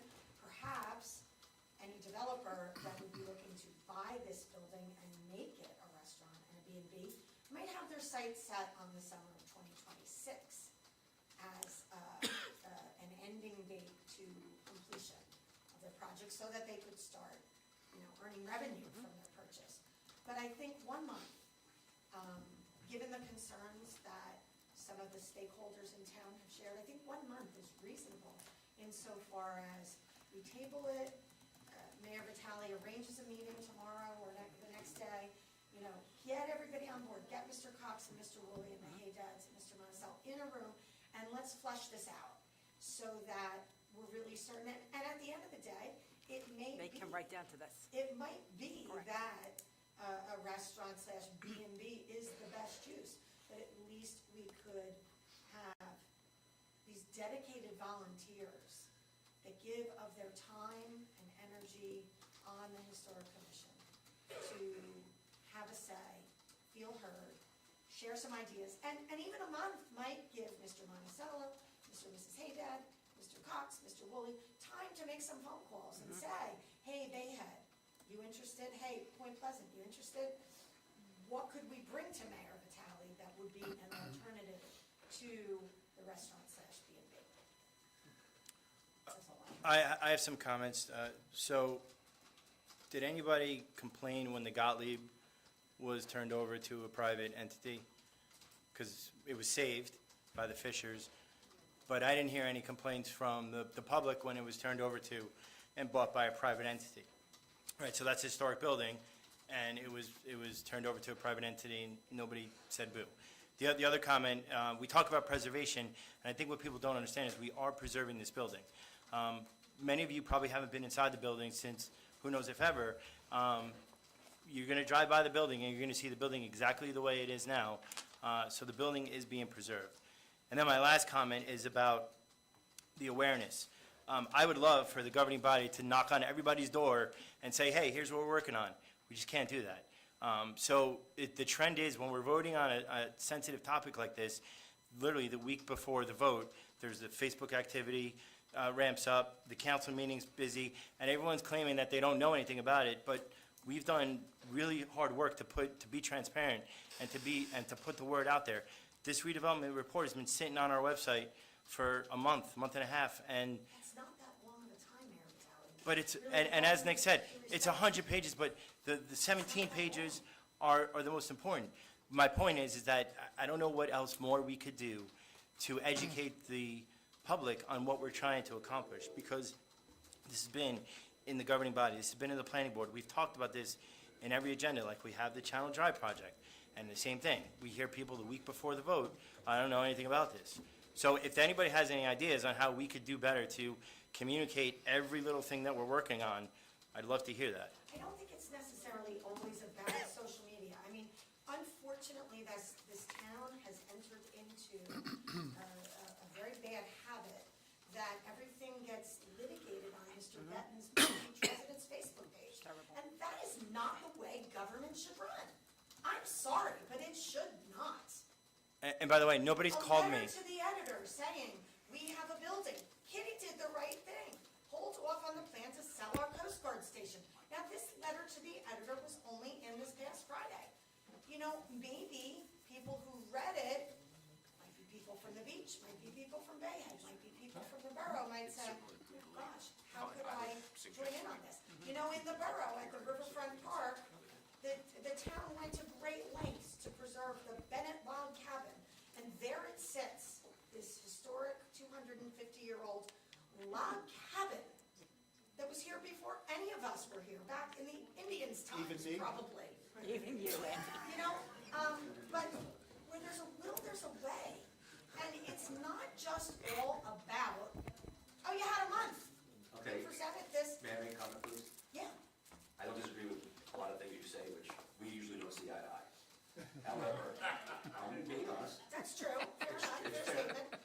However, I think tabling this to the August 5th meeting would give 21 days, 3 weeks, the Historical Commission a time frame to get their homework done immediately and come up with a plan. And I make that motion. Table this. Second.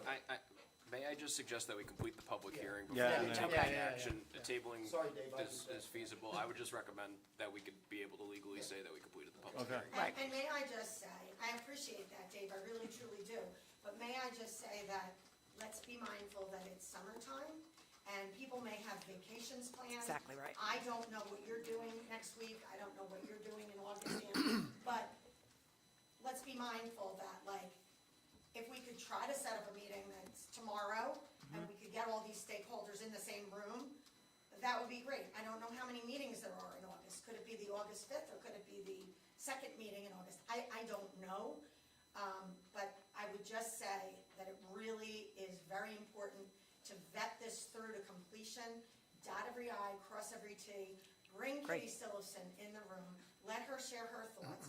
I don't know if John Dixon has any thoughts, maybe he has some thoughts, but again, honestly, with no disrespect to Kitty or John, I don't think there's anyone more important that should be given the opportunity to weigh in on this decision and the potential multiple uses than the Historical Commission. Thank you. Thank you. Who's next? Thanks, Kristen. Maureen Haddad, and I'm a member of the commission. And I understand that the ordinance and the redevelopment has been on social media and in the plans and so forth. But I have a question. It appears that this appears to me, and maybe some others in the room, to be rather rushed. Do you have, my question is it the ordinance being proposed for tonight to be approved because you have a buyer in mind? No, we're just following the process. Well, how did you come across developing a bed and breakfast and restaurant? Where did that come from? That came from the planning board and the governing body to make those determinations. Okay, so you do not have a buyer in place? We have interested parties. Okay, There are parties that are interested, multiple parties. multiple parties. Okay, that was my question. Yep. Thank you. EJ? No, you go. EJ Geiger, 115 Emerald Avenue. Everybody's saying they haven't heard about this. I actually have. I come to the council meetings. I go to planning board meetings for fun. I go to board of adjustment meetings for fun. That's not punishment. So I do have a couple concerns, and I was really on board with everything that was being done until I went to a historical commission meeting, and the topic came up, and it seemed like there was just a huge disconnect between what was going on up here and plans that were being made, and very little back and forth between the historical commission and them. And that's where my main issue is with it. I think we have a historical commission for a reason. They've been around since 2003, I believe, so 22 years. So that's where my whole issue with it was. Now, if we are going to look forward to selling it, and I know we have interested parties, and I did just hear Michael Collins say that it is kind of time sensitive, so that we believe that we have somebody who's more than interested.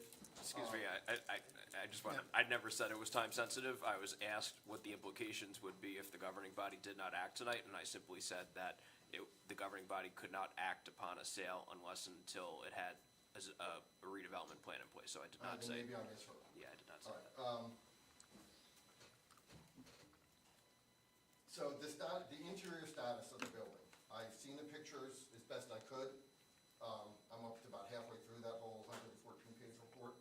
But I did a little looking around too, like John Monticello did.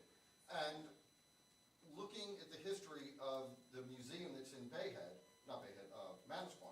and their old Coast Guard site, looks like they had all the same issues that we have. They had water damage, they had mold, they had ceiling tiles, they had the wiring, because that's all the wiring that they needed for their communications. And they went out, and they got grants, and they did all of that. So I just feel, I'm glad to hear people saying now maybe they're gonna hold it for a little bit, work with the historical commission, get everybody on board. That's where my main issue was with it. So like I said, I was really on board with it until I went to the meeting, and they were like, what? Like, I don't understand what's happening. So that is what my thoughts were. And that's it. And everything I've looked at online, and I've looked at a couple different sites and a couple different law firms, and a private buyer, granted, they would have to jump through hoops, they would have to go through us, not us, but the council and the planning board, and that you can knock down a historic building if you can show proof of why you need to do it. It's not a foolproof thing, just because it's on the historical we're putting in safeguards, we're putting in barriers, but it can happen. EJ, but this is a area of rehabilitation, of redevelopment. It's a little bit of a different signification. No. So it is significantly more protected than That's what I'm saying. than a private I'm sale. admitting it's got Yeah. more protection. Yeah. But I'm just saying it has been done in other places. So, thank you. Thank you, EJ. Thank you.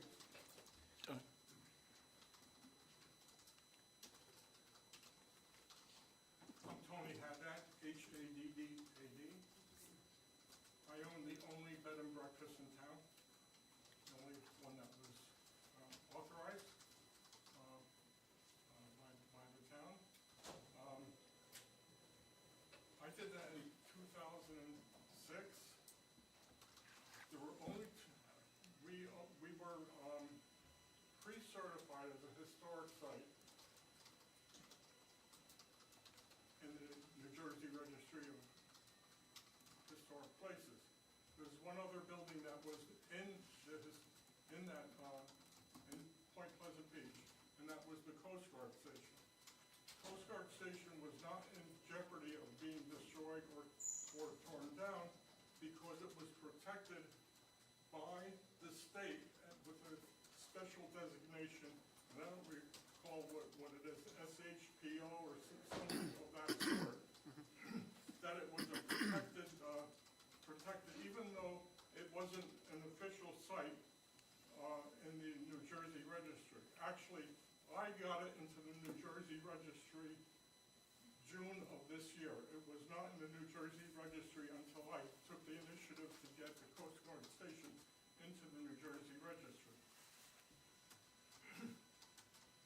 Regarding, I believe you said you referenced the existing ordinances with regard to bed and breakfasts, and are we in compliance with that?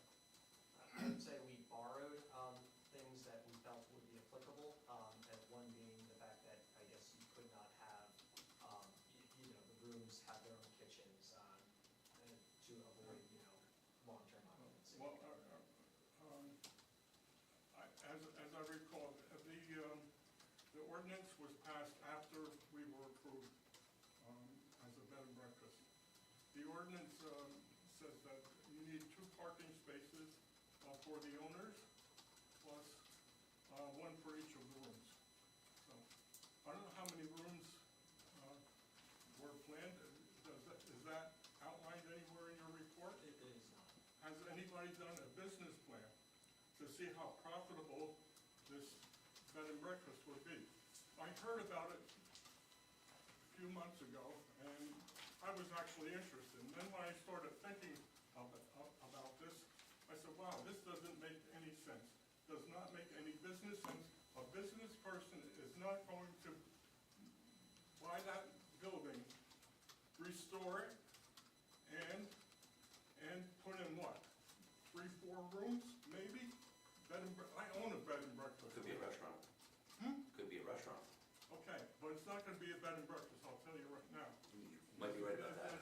Nobody, have you done a business plan? No, we would not be. Yeah, that would not be coming from our planner. Okay? If you did a business plan, you would know that it doesn't make sense. It doesn't make sense, even as a restaurant, I don't think it makes sense. What's the minimum room, like, in your bed and breakfast, how many rooms do you have? We have 5. 5. We have 5 rooms. And how many square feet is your, I beg your pardon? how many square feet is your TV? Well, includes my living space. It's over 3,000 feet. Okay. Okay? And we squeezed in, we did a good job of getting 5 rooms out of it. So, I'm against it. And by the way, are there any Coast Guard veterans in here?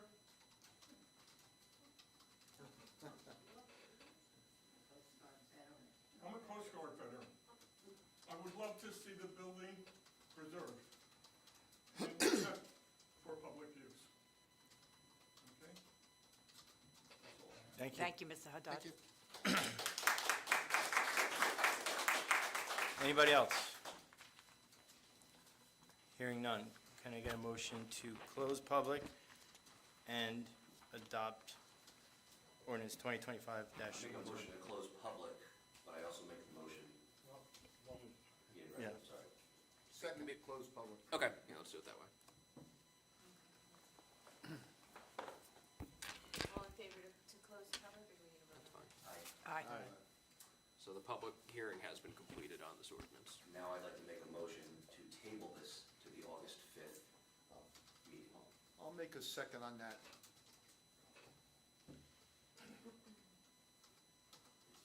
Councilman Ramos? Yes. Councilman Burns? Yes. Councilman Benton? Yes. Councilman Net? Yes. Councilman Cortez? Yes. And just for the record, the public hearing required by 4049-2 of the New Jersey statutes has been completed. The governing body has the right to act on the ordinance without any further public notice or hearing because of its compliance tonight with those requirements. Thank you. Okay, thank you, Nick, I appreciate it. All right, moving on to discussions. Charleston Street sidewalk improvements. Councilman Cortez, I'll turn that over to you. Thank you, Mayor. At the last... Hold on, guys, we're still conducting the meeting. Go ahead. Okay. Yeah, at the last meeting, I made mention, someone had approached me, an elderly gentleman on Charleston Street, which is behind McDonald's over on that south end of town. Tripped, did a face plant, knocked out some teeth. And they said, you know, there's two corners over there that do not have handicap depressions or handicap ramp. And I had, it's in our packet, I asked our engineer to just do some kind of a study, and he went out and looked, and he said, yeah, we can put two depressions right at those two corners. He said, there is not, you know, we could also redo the sidewalk going out towards C Avenue, which I don't think is necessary.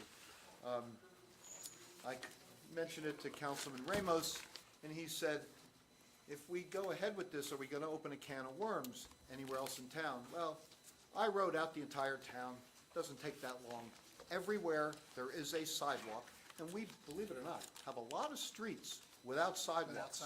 A lot in District 3, some over in District 1, out there, Woodland, you know, all over. But wherever there was a sidewalk, whether there was one or two, there was a handicap depression, everywhere. Not a single. So no, we will not be opening up a can of worms. Perfect. The amount that our engineer came up with to just do those two corners is $8,560, $8,500, and I think, you know, in the grand scheme of things, you know, that's not much money. We can, it's below every threshold. We can get a local mason if we have, you know, just to go out and do it. So That's money well spent. that's why this discussion's on there.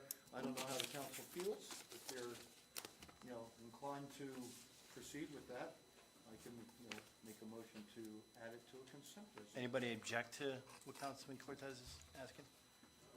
for safety. I'd like to make a motion then to add that to a consent resolution. I'll second that. All in favor? Aye. Aye. Thank you. Thank you. The All right.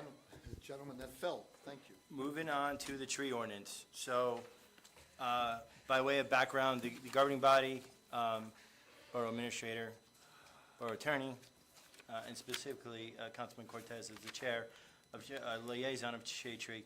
We spent a lot of time and effort into this ordinance. So, we redid the ordinance as per the state. Then we got some comments back from members of the public as well as the Shade Tree Commission that just some edits they wanted to make.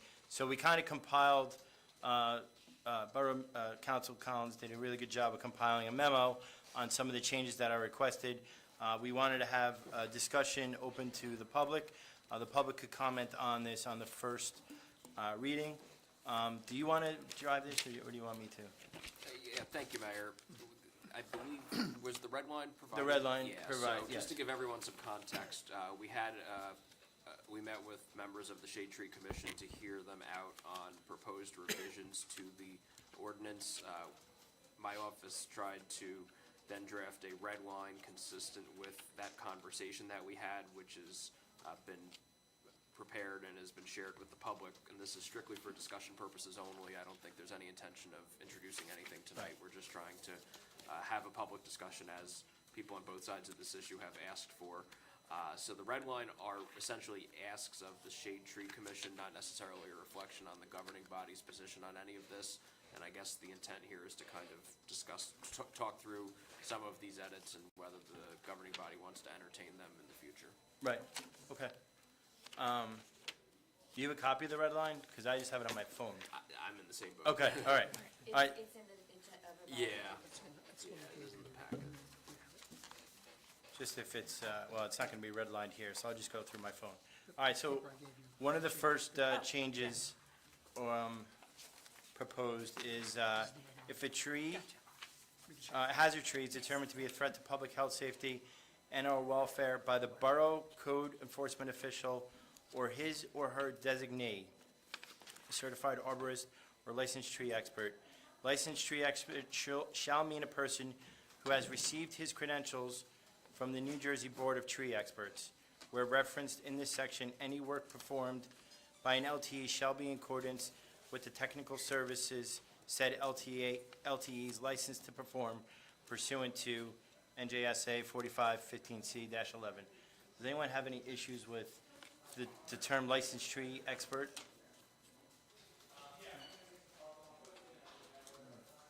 No, I noticed that sidewalks are not mentioned under causing obvious damage to structures such as building foundations. You know, sidewalks are a hazard.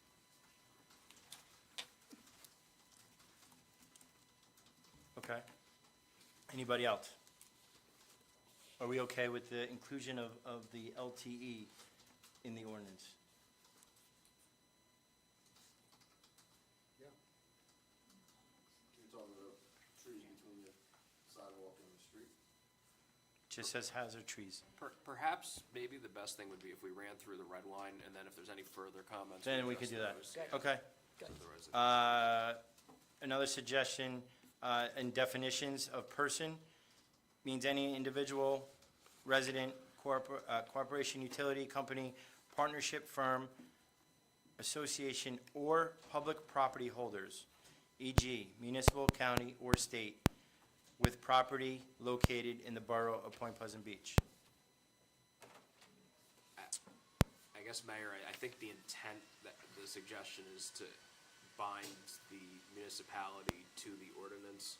I think there's an argument to be made that individual, by definition, actually would reach a municipal corporation, but in any event, you know, I think the intent is to have the borough regulated by its own ordinance. Right. Which has its own policy considerations also. Yeah.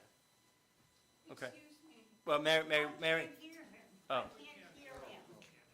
No problem. I was saying that the edit, I think, has the context of trying to prescribe that the borough is subject to its own, these restrictions, and there are policy implications of, you know, the borough subjecting itself to its own ordinances. okay.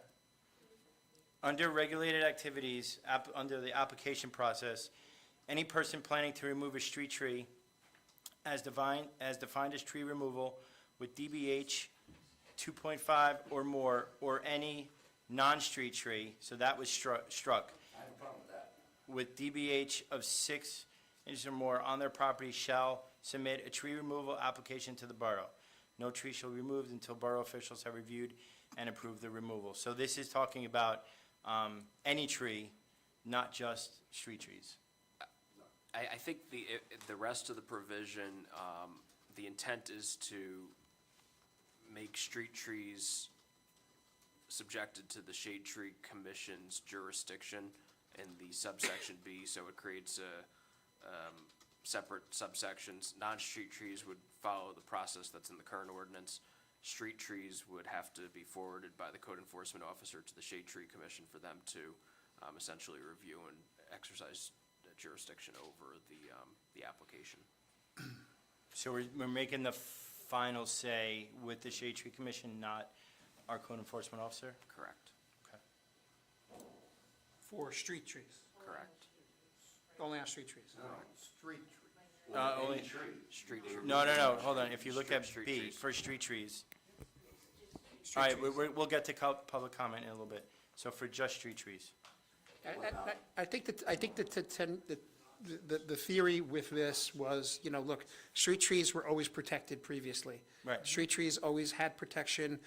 If somebody took down a street tree, they were required to put it back, and they were required to bond for it. If they did not meet that obligation, that money went to the town to plant other trees. That protection was already in place, so that was missed here. And I think this is a way of correcting that. So I have no issue with this whatsoever. But in A, number 1, it says they're striking out any non-street tree, which means any tree on anybody's property is now subject to. But then for A, it says, for any street, non-street tree, the borough should respond to any such application request. Do I have to apply now to remove a tree on my property? Yes. All right, so there's more edits under this. The addition of whether likely to cause, so the application process to remove a street tree as the, okay, so whether likely to cause hardship or endanger the public or any other adjoining property owner by reason of its being diseased or dead, or for some other adequate reason within the intent of this ordinance. If there is a difficulty in making a determination, an LTE may be consulted. And then the last piece of this is proximity to existing or proposed structures and interference with utility services. So that's just talking about the safety issues. Next, tree replacement requirements.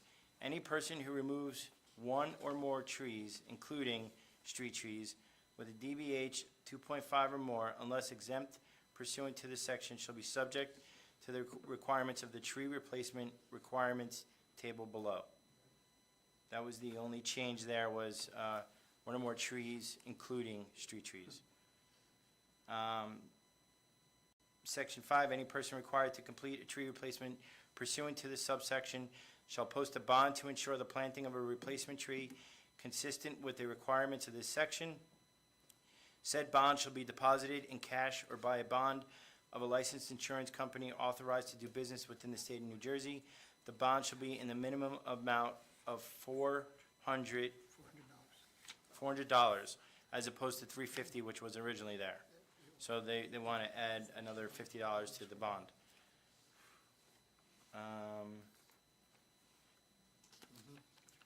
Under the tree replacement requirements, there's replacement alternatives would be to pay a fee equivalent to the current market rate of the number of required replacement trees. The old language was pay a fee of $100 or $50 per tree removed, whichever is greater. So now they're asking for current market rate of the number of required replacement trees. Who determines that? I'll mention I have concerns about the enforceability of such a provision. The municipal court typically does not enforce fines over a certain amount based upon the AOC, so to just tether this to what is perceived to be the market rate, especially if it's not set in ordinance, I think is going to create an enforcement issue. Okay, under exemptions, I'll just read the statement. All persons shall comply with the tree replacement standard outlined above, except in the cases detailed below. And they struck residents who remove less than 4 trees per acre that fell into category 1, 2, or 3 of the tree replacement requirements table within a 5-year period. The number of trees removed is a rolling count across a 5-year period, so that was struck. Also struck was tree farms in active operation, nurseries, fruit orchards, and garden centers. Also struck was properties used for the practice of, silviculture under an approved forest stewardship or woodland management plan that is active and on file with the municipality. What was added is emergencies. In the case of emergencies such as hurricane, windstorm, ice storm, flood, or other disaster, the requirements of these regulations will be waived by the code enforcement officer so that the public or private work to restore order in the borough will not be impeded. In the event of emergencies that pose an imminent threat of property damage or personal injury by reason of collapse or imminent collapse of a tree or trees, that owner of such tree or trees without prior approval may take such action as is necessary to remove the threat. Any person taking such action shall, within 10 days after such action, notify the code enforcement officer why such action was necessary. If the code enforcement officer approves the emergency removal, fees for application to remove and bond will not be required. Replacement tree planting will still be required in accordance with the tree requirements replacement. They struck hazard trees may be removed with no fee or replacement requirement.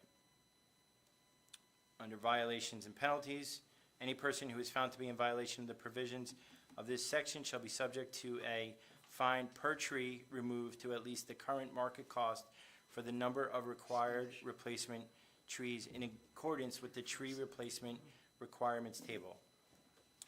It was struck to say a fine of at least $100 per tree, which in no case shall be less than the amount of the required replacement trees and cost of planting. What was added is if an application for a permit is denied or otherwise not granted in whole, the applicant shall have a right to bring in an LTA at their expense to provide an informed third-party opinion on the tree removal.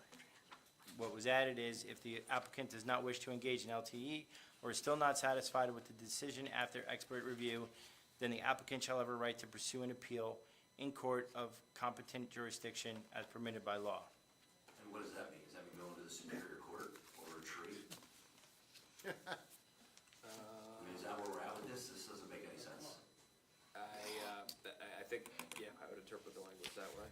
And you're gonna let market value again. And one other change that I don't think I read, and I may have missed that, is the original ordinance called for acre, which in town, we don't really have acres, so I think the thought was to change it to property, which will cover what we have in town. Check that off your list. Right, right.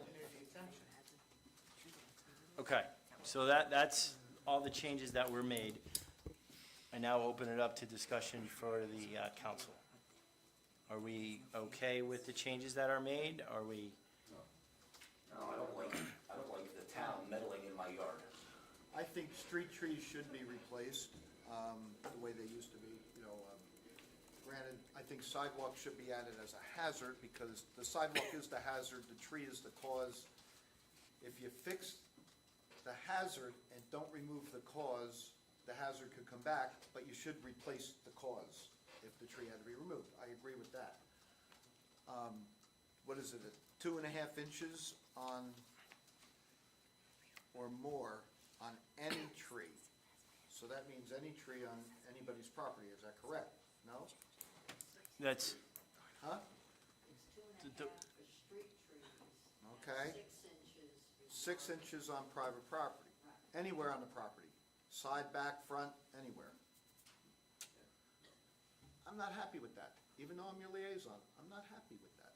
That, I told you once at the meeting, at your meeting, that people in town feel over-governed a lot, not just by you, by a lot of departments, the building department, that, access to the beach, everything.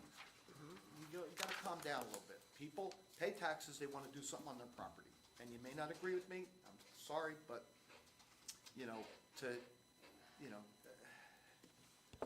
I'll leave it at that. I think, but I think the other side of that coin, and again, I don't necessarily disagree with what you're saying, Andy, and I get it. I mean, it is private property. But what the trend that seems to be happening now is we've got people that are coming in and they're buying the quaint houses, that are the few that are left, and they're just basically going in and they're removing everything on that property. And that's it. I agree. It's all gone. And I think the other side of this is, we talk about floodplain mitigation and being stewards of making sure, we get a lot of flooding around here. We're in a flood zone. So, trees do play a role in that. So I think there could be some sort of, you know, like, look, and, you know, I was their liaison as well for a couple of years, so yes, they have indoctrinated me. No, I'm only kidding. Strike that from the record, that's not true. I'm not quite. You're not quite, you haven't been there long enough, trust me. 2 years with that light burn, you see the light now, I'm just kidding. But I'd like to see some sort of protection. I know of a member of the committee who had a neighbor that, on their own, just decided one night to just tear down every tree on their property, and their yard started flooding immediately. Because there's nothing absorbing that water. That So, wasn't just because of that, Mike. well, I get it, and he raised his property. He raised his property. Then he planted 30 fruit trees or whatever. In a bucket, in a pot. All right, let's just stick to. But anyway, my point is, I would like to see, like, as the town, if somebody's coming in and they're just tearing everything out, we'd like to know what they plan to do. I mean, at least, you know, I'm not talking about a neighbor that owns a house and they decided, you know what, this tree doesn't look good to me and I want to take it down. That's their right, I get that. But I mean, you have developers that are coming in and they're just tearing and pulling apart everything, and they're clearing it completely, that concerns me. I can agree with you that, and trees do play a good part in mitigating flooding, but I think we need to, and I'm being a little facetious, but I'm not, I'm sorry, go to the planning board and stop overly approving lot coverage with pavers and everything else. Go on Google Earth and just kind of float around our town and look at backyards. And when you over-govern, I hate to say it, you force people to do things illegally, lack of a better word. I'm just talking, I have 12 Leland cypress trees in my backyard as a fence. I was told they were only gonna get about 12 feet high. They're about 24 feet high. I wanna remove, they're 4 foot apart, okay, whatever, 3 foot apart. I want to remove every other one. And I've been out there with my little caliper. At breast height, they're 6 and 7 inches. So now, if I remove 6 every other one, do I have to replace 6 trees or 12? What is it? You know, huh? For 1 6-inch tree.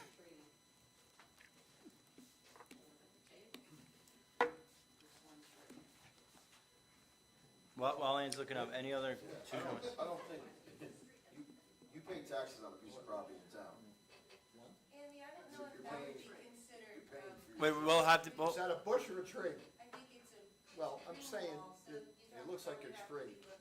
all right, we'll have public discussion back and forth during the first public. You know, so I look at that and say, wow, if that's a tree and I want to remove 6 times 400, I'm not planting 6 more trees on my yard because I want to get rid of them, so now, you know, it's a lot of money. And, you know, I'll just let the trees overgrow them, or I'm, in the dead of night, I might. Don't go there. Oops, copper nails in it, it's dead, it's a hazard, it's gonna fall on my shed, you know. Trees do play an important part, and I get it. When people pay property taxes in town, if your tree is on your property, you're paying for that tree already. Part of it's built into your property tax. If you wanna take your tree down out of your yard, that's your business. If you wanna put a pool in your backyard, that's your business. If you wanna put pavers in your backyard, that's your business. Telling somebody that, hey, you can't take trees down now because we have a tree ordinance and now you have to pay penalties, I think that's ridiculous. It's wrong. It's your property. You pay taxes on your property. What you do with your property, you go before zoning boards, you go before planning boards. It's your property. You pay tax on it. Nobody should be able to dictate whether you can take a tree down on your property or not. It's ridiculous. It's like total overreach. That's like me saying, well, everybody has to have a pool in their backyard in this town. So go spend money. And now you gotta pay money now, you gotta pay a penalty. Everything's a money grab in this town. How do we feel about Shade Tree having the final say over code enforcement? I don't think that should be looked at all. Okay. And also, Mike, to your point, so or zoning officer who happens to be the same person, gets the site plans and stuff for review on new construction, and maybe there's a way that we could work in something in the ordinance to say, you know, you can't take all your trees down, but maybe a certain amount of trees, or something like that. Right, 'cause- I think there should be some little something. consideration. Right. I mean, Agreed. I think that, look, I'm sorry, so if, in case you can't hear me. The trend in this town is from the developers, and whether they're developers that are building another rental unit, which we need, like, we need a hole in our head, okay? But what they're coming in is they're doing, let me build the maximum McMansion that I can build in this town, and let me tear every tree down, let me move every brick, every mortar, anything on that property, so I have a blank slate that I could design my mega mansion that I'm gonna rent, and I'm gonna make sure that they exceed the number of people that are allowed to stay in that room, because I'm gonna make money. And that's something I have an issue with. Sure. And Okay? again, Aside right. from the tree, you know, the trees. Yeah. But they have no consideration for any of the property or any of the trees that are there. I mean, you know, there's a beautiful tree in my neighbor, I don't have many trees in my yard, I have a couple ornamental ones. My neighbor has a tree that if anybody tried to cut it down, my wife would chain herself to it Right. and make sure that no one I agree did. with you on that. Right. Then let's change what you can, the size that you can build a house on your property. I agree, and I'm on the planning board, and we have turned down houses, or what they were trying to build. And, you know, when I hear an attorney saying, oh, it's just a minor 2,600 square foot home. Well, my home is 1,800 square feet, okay? My home is minor. What you're building is a mansion. Come back with better plans. And that's what they're told now. And, you know, a lot of people don't like to hear no, but I agree. All right, I agree. But in the same respect, people sometimes think they have carte blanche, just take everything out and change it all. And I think that needs to be looked at. And I'm not saying you can't take a tree down on your property. I get that. I mean, it is private property. I get that. And they know I get that. I mean, I've been very verbal about that as well. So But in maybe- the same respect, just clearing everything, I've got a problem. So maybe look at new construction and how we. New construction is what I'm talking about. Right, right. Now, I mean, perfect example was the high school this past week or last week, took down a bunch of trees. It was on their own property, so it was private property. They filed a permit for, to the removal of the trees, and the trees were removed in order to help the construction of the tennis court. So in a case like that, I think that's viable, that you could take the trees down because, you know, they followed the process. Now, are they required to replace any, Doug? Is the school required to place any? I'm waiting on an answer for that. Okay. Excuse me, guys, the council's talking right now, Guys, please, stop. Please. Listen, I understand your concerns, but in the high school's defense, I believe those are maple trees that they took down. I'm not 100% sure, but I believe that they're maple trees. The problem with the maple trees is the reason why it destroyed the tennis courts to begin with. The roots. Is the roots. The roots run Right. along the ground. So why are they gonna spend hundreds of thousands of your taxpayer dollars to redo them when the trees are just gonna destroy them again? Like, we have to make some common sense of this. Go plant an oak tree and let it go back down. The maple trees, they're bad, they tear up your sidewalks, then you gotta replace your sidewalks. They tear up the curbs, you gotta replace the curbs. I mean, like, let's plant some non-maple trees if we're gonna do it. Like, Guys, we'll wait till public participation. plant the trees that aren't gonna tear everything apart, because what are we doing? Any other comments on anything that we went over? No. Mike, any comments? Joe, any comments? Candidly, I mean, I think it sounds like the governing body is philosophically opposed to the restrictions that I guess make it more restrictive. I think there's some that are in the housekeeping realm. If it's good with you guys, if that's the direction, I can work on a red line ordinance that does the housekeeping edits without doing the more restrictive regulation and bring that to you for the next meeting. Please. Thank you. Thank you. Thank you. And Mike, if you could look at possibilities in current ordinances or whatever we have with regard to new construction. construction. I would like that looked at as well. Yeah. In addition, Mike, right now, we can identify a hazard tree, but there's no means of enforcement. The homeowner won't take action on it. And you'll know the trees I'm talking about. You know, they're just dead on the corner of St. Louis and New Jersey. And, you know, Kristen Trump-Cohen went out there and she said, okay, there's no growth on them whatsoever. At one point, a 5-inch ramp sidewalk, and when I let Christine Real know about that. But Kristen went out there and gave them a notice that it's a hazard tree and needs to be dealt with, but there's no enforcement Component. part of the ordinance. So she can't issue a violation, we can't go cut it down ourselves, and it's a street tree, so it is a hazard to the public walking there. And that's a heavily traveled area, especially this time of year, and we don't have an enforcement arm in that ordinance. But I don't know if you could try to come up with something for that. Okay, I'll look at that, and if it's good with you guys, I'll stick to the housekeeping ordinance for the next agenda and then kind of bring that back as further discussion perhaps. Okay. Part of your housekeeping would be on this, the non-enforceable areas that you had mentioned, with regard to like the fair market- the fair market value. cost, the number of My required recommendation replacement. would be to keep the fine structure as The way it is, is. a fixed amount. Keep a fine, And I recognize the criticism that the fine may not, I think the criticism that's been shared with us is the fine may not dissuade the conduct, but unfortunately, we're restricted by what the municipal court can do and what state law allows us to do in terms of setting penalties. So I think, it's a, right now it's structured consistent with that. take another look at it. And Mike, just to piggyback what you were saying about the new constructions and the new builds and stuff like that. And I understand that trees soak up a lot of water, but I also did some research as well, and grass is one of the most important parts as well, that soak up water. So, if we look at trees, and maybe we should stop What's your research? concreting and paving and putting in rock yards completely, and there's nothing to soak up the water. So maybe we should get some grass. All right. We're good? Moving on? Yep. All right, let's do the committee reports. Council President Ramos. Oh, boy, we hadn't done those yet, have we? Okay.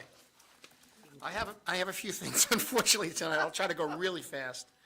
I'll start with our police report. Our chief let me know that the following is the police activity since the last council meeting on June 17th. 83 arrests resulting in 113 criminal charges for the following: criminal trespass, stalking, simple assault, resisting arrest, aggravated assault, DWI, harassment, unlawful possession of a weapon, obstruction, disorderly conduct, theft of property, counterfeiting, wow, possession of cocaine, lewdness, and warrants. 8 of the arrests were DWIs. Just a nice bunch of people. Borough ordinances, 1,016 borough ordinances for the following: loitering, drinking in public, interference with police, urinating in public, misbehaving, smoking prohibited, sleeping in MV, motor vehicle, pedestrian violations, and littering. 3,087 parking tickets. So those who say that, oh, the police never give out parking tickets, those people that park illegally, trust me, they're giving them out. They're giving them out. One exciting thing is the drone usage and how it assists in missing children. We had the Point Pleasant Beach Police Department drone unit played a critical role in safely locating 2 missing children on the boardwalk this month. On July 5th, an 8-year-old girl last seen near the water by Arnold Avenue was located 27 minutes later near New York Avenue by the drone operator, Officer Gant. On July 13th, a nonverbal autistic boy went missing on the Boardwalk Parkway area. He was found 26 minutes later by the drone operated by Officer Levan. These incidents highlight the value of the drone unit in time-sensitive situations. Excellent work by all involved. So kudos. That drone is the best money this town ever spent, Chief. And thank you for making that a priority. For the Environmental Commission, Green Team is doing well. Looks like we're achieving Sustainable New Jersey Silver certification again for 2025. Focus for the final submission will be Sustainable New Jersey will be on revisions to the non-mandated recycling, improving engagement with zoning and planning boards, and tree protection ordinances. Local home garden program Patchwork for Wildlife is thriving. They evaluated 5 properties in June and awarded 1 foundational and 3 beneficial and 1 distinctive designation. Please see the Patchwork for Wildlife program on the Borough Environmental Commission website. The Environmental Commission is providing a program on pollinator plants to Recreation Committee campers at Pleasure Park on July 30th. This is being led by Louise Stillifson and Cindy Kells. Campers will be planting seeds in small pots that they can take home. Young man, I got to say, This young man is very impressive. A young man who is a student at Point Pleasant Beach High School, his name is Landon Hoberman. He was a guest speaker at the last Environmental Commission meeting, and he's an outstanding young man. Listen to what this kid did. He founded the Student Environmental Ambassador Program at Point Pleasant Beach High School. They have 20 active students. Nice. This kid is a sophomore. He created the Reduced by Request program in La Valette for restaurants to stop automatically distributing utensils. He got an ordinance passed and testified to the New Jersey State Senate to create a statewide law for Skip the Stuff. Landon is now expanding his Reduced by Request program into Point Pleasant Beach with 12 restaurants enrolled and 18 more pending. The Environmental Commission was so impressed that he was asked to become a student liaison for the Environmental Commission, which is on the agenda for this evening. This young man is making a huge difference and will be a name we will all recognize in the future. Matter of fact, I think the best way, MJ Gradell said, get this kid's autograph, he's going to be very famous someday. Board of Education, both graduations were a great success. Antrim was moved indoors to a more intimate ceremony due to weather, where Mrs. Pizzola's 48-year career was also celebrated. The entire district administrative team just returned from attending the Strategic Leadership Forum, a leadership retreat for school districts hosted by the U.S. Naval Academy. The team received incredible training blocks from a Navy SEAL, a captain, an Army Special Forces Green Beret, a current midshipman, and a political science professor and a Navy psychologist. They also attended morning workouts with the new plebes and collaborated during a workshop led by Apple Education. High school student, you've heard of this name, Landon Hoberman, continues to garner significant attention for his work on environmental protection. He was selected for the Diller Teen Tikum Olam Award for his Student Environmental Ambassador program he started at Point Pleasant Beach High School. This award honors youth leaders' efforts that create ripples of good and repair the world. Landon is also an honoree for the 2025 New Jersey State Governor's Volunteerism Award. Honorees for this award achieve measurable community impact and represent outstanding acts of service. We're all very proud of him. The kid is a sophomore. He's going into his junior year. We have him for 2 more years. Environmental Commission, I'm very excited. Tennis court construction is fully underway. The Board of Ed has determined that they will be named in honor of Frank Carr, a longtime staff member who played a significant role in the creation of the courts after the original annex fell. And that's all I have, Mayor. Thank you, Council President. Thank you. Councilwoman Burns? Thank you, Mayor. Good evening, everybody. Very few words from me, I guess. I want to congratulate our 2 fine police officers, Gant and Officer Levin, that led the units that assisted locating those missing children in 2 separate instances. That was really a job well done. Congratulations are an officer for Sergeant Benitez, Officer Copolino, and our very own Jack Akins, who has been a treasured, loyal family friend for many, many years. I would like to thank our police officers as well for every time that I've been out in town, on the boardwalk or anywhere in town. It's been a fun, safe experience, and their presence is known, and it's just greatly appreciated. Feels really safe, and just thank you. As always, a sincere thank you for our volunteer first responders. As you know, it's Tuesday's Zumba Golden Chair Yoga. 24 participated in class today. There is still room for us. It's like the perfect amount. You know, it's like 12 people each class, which is not too big and it's not too small. But if any of you are thinking about joining, just come.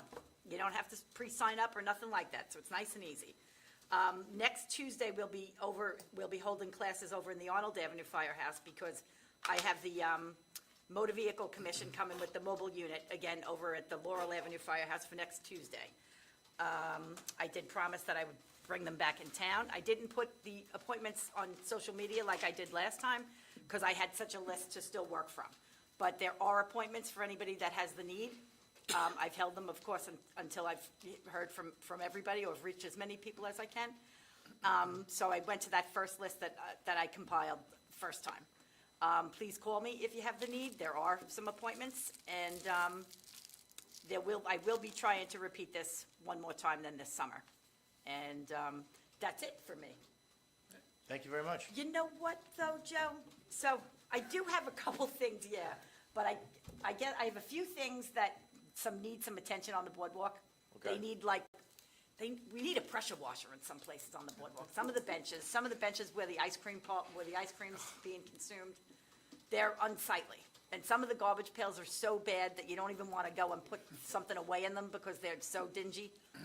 So it's going to take a little bit of an effort and some kind of, I guess, We you know. talked about this a few years ago, and We I did, and forgot they what. addressed it, and Yeah, so I'm back to, it's Okay. finally stopped raining where you get out and Right. walk it, where you're not out, cabareting a little bit, so to speak. And I took it in yesterday, and like even the benches in front of the, all the townhouses down at the north end, yeah.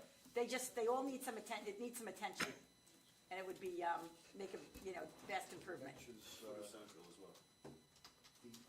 the owners of the benches Are responsible for their upkeep. Maintenance and upkeep of their benches. So I guess it's gonna take a little dialogue. How do we get, like, they're not gonna come up with a pressure washer or a bucket. We have a list, and maybe Joe, you can Administrator reach should out. have a list of, Yeah.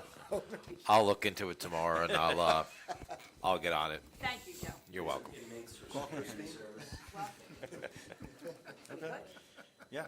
Anything else? Where's the list? I'll have Jack from DPW take a look at what he can handle, and then whatever else we'll reach out to the owners of the benches and Thank you, get a list out to them. thank you. Okay. Thank you, Councilman Benton. All right, nothing to report for streets, water, and sewer. Jack's doing a good job over there. Met with him today. Everything's running smooth. Rec, we got skateboarding, ukulele on the beach. Our ongoing football camp was a success. Tuesday, Thursday, pickleball still has spots. Bags in the beach registration is open. The summer concert series has started. Unfortunately, we only have one so far due to weather and an injury to the performer. So we still have, I think, 3 or 4 more shows. 4, yeah. Tug of War is scheduled for October 12th. Team signups are open, and they're looking for vendors. All this information can be found on the MyRec website. Summer camp is ongoing now, and we'll be at full staff after tonight after we're appointing 2 new counselors. We made some changes to how it run in an effort to cut spending, but it's not working out exactly as we thought it would. So right now, I want to make a motion to approve an amount not to exceed $2,000 from the recreation budget to be used by the camp director for programs for the children. I'd second that. Sure. I'm sorry, so motion to approve not to exceed $2,000 to be used by the camp director. And money that's already allocated in the recreation budget. Can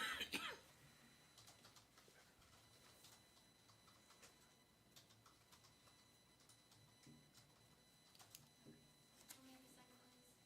I did. Councilman Ramos? Yes.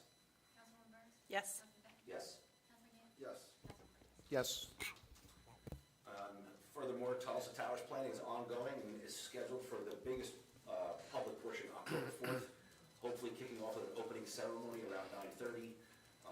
We'll have lots of local assets from the fire department, the sheriff's office, and they're going to have some vendors and make it more seem like a carnival type thing. We're going to have a radio station involved.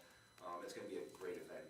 For the fire department, the water team is setting up to do water drills to prepare for any emergency situation in town. They're always looking for new members, so if you're interested, Dave, they're looking for new members. They said they responded to many carbon monoxide calls within town, and some are high readings and some are faulty equipment, but they say never hesitate to call 911 because they want to get there and make sure what the call actually is and help you figure that out. They'd like to acknowledge the great work by our first aid squad. The past couple of weeks, they've been responding to multiple calls back-to-back, nonstop, sacrificing a lot of personal time, and I've heard that siren go off nonstop this summer. Nonstop. And I'm going to make another motion here to table 2O, which is the portion to put the Channel Drive referendum on. And we just want a little bit more time to work on that. It's not going away, it's just going to be tabled to the next meeting if others agree. I'll second that. Councilman Ramos? Yes. Councilwoman Burns? Yes? Councilman Beck? Yes. Councilman Gann? Yes. Councilman Cortez? Mr. Collins, I'd understand, I'm the one that made the motion, to have a referendum question. Does this change that? So you are correct, Councilman, of course, that your motion was made and passed. That motion is still the effective action of this governing body. So in the absence of any further governing body action, the clerk and I would work off the transcript of that meeting to send to the county clerk a referendum question. If, as Councilman Benton mentioned, this is further addressed at the next meeting, whatever council action would govern at that point. Otherwise, we'll proceed as directed before the August statutory deadline, which follows right after the August council meeting. Thank you for explaining. I'm gonna vote no. Anything else? Just finally, I will be leaving before public participation. I have an obligation super early in the morning in the city. I just didn't want everybody to think something weird was going on, but, thank you. Thank you. Councilman Gamp. Good evening, everybody. Congratulations to the officers, being hired full-time. Congratulations to, Sergeant Benitez is getting promoted as well. Parking authority is at once. Summer maintenance is, on schedule. They're cleaning up the lots. That's really all I have. I know there's a, resolution on tonight for Big Park East of the tracks, so I'm gonna recommend that everybody up here, vote for 4B, which is the rejection, because it should be rolled out correctly. It shouldn't just go right to the, resolution. And a lot of people that I have spoke to, there's a lot of misinformation out there that is being given to people that are east of the tracks. And I've talked to several people since then, and they tend to think that there's good ideas and good intentions in that. So my suggestion is if anybody has a way to make it work, let's start hearing how we can do it. Not just saying it won't work, but saying, I think it will work. So I recommend that everybody, remove it from the referendum. Let's get the public's opinion on it. Let's figure out how we can do it. And maybe a lot of people have better ideas, and maybe we can roll it out a little bit better and explain things a lot better. Because right now, everybody thinks that they're gonna have to pay for parking. You're not gonna have to pay for parking. There's gonna be parking passes for everybody. Maybe it was rolled out too fast. So that's my recommendation. That's all I have. Thank you, Councilman. Councilman Cortez. Thank you, Mayor. Again, congratulations to all the officers. I apologize, I have quite a bit. Only meeting in July, and I recognize, always every month, I try to recognize employees that have anniversaries. In our building department, Kristen Troncone, 4 years. We have 3 from the police, Michael Algretta, 5 years. Jeffrey Latshaw, 5 years. Tyler Zukowitz, 5 years. Police dispatch, Megan Palmer, 5 years. And from Public Works, Brian Patton, 11 years. As far as my standing committee, Public Property Buildings and Grounds, I attended a meeting with Administrator Michigan and Jack Johnston, our supervisor of DPW. We were over at the water plant discussing the monopole meeting, preliminary site, where the pad's gonna go, markouts were being done, and in the conversation, the week prior, I had a resident complain about the gate on Philadelphia Avenue, the south end, and the fence, and it came to light that we have a $130,000 grant from Homeland Security because it is our water plant. We're gonna use that to replace the entire fence and fix the gate.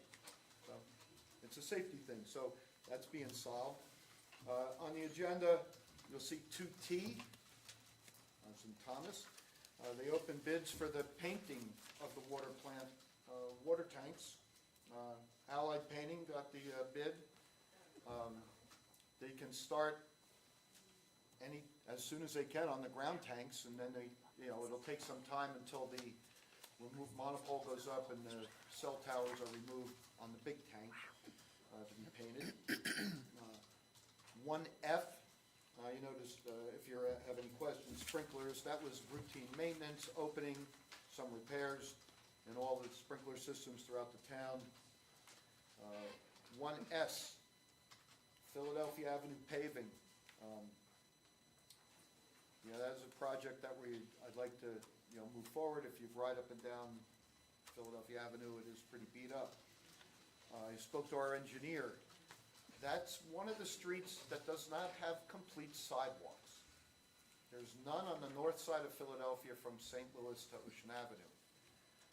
The 200 block on the south side is completely sidewalk, 200 block. The 300 block from St. Louis to Chicago is not. And then the 100 block from Ocean, which is the White Sands Motel plus a couple of houses, does not have sidewalks. Whenever we redo a municipal street, it's usually paving, milling paving, curbs and sidewalks. We have time to discuss this. I'm big on sidewalks for safety. People walk to the beach and the road, especially in the summer. I know some residents might feel inconvenienced or put out, or we might get some pushback from some of them. But since the south side has one block already with sidewalks, that the engineer, Ray Savicol, said it would make sense to not do them on both sides, but just on the one side all the way down. And I hate to say legally, that's part of the right-of-way. 10 feet back from the face of the curb is part of the right-of-way, so we do have a right to do that. It's just something we can discuss, because we should get out there with the residents. Just wanted to mention that.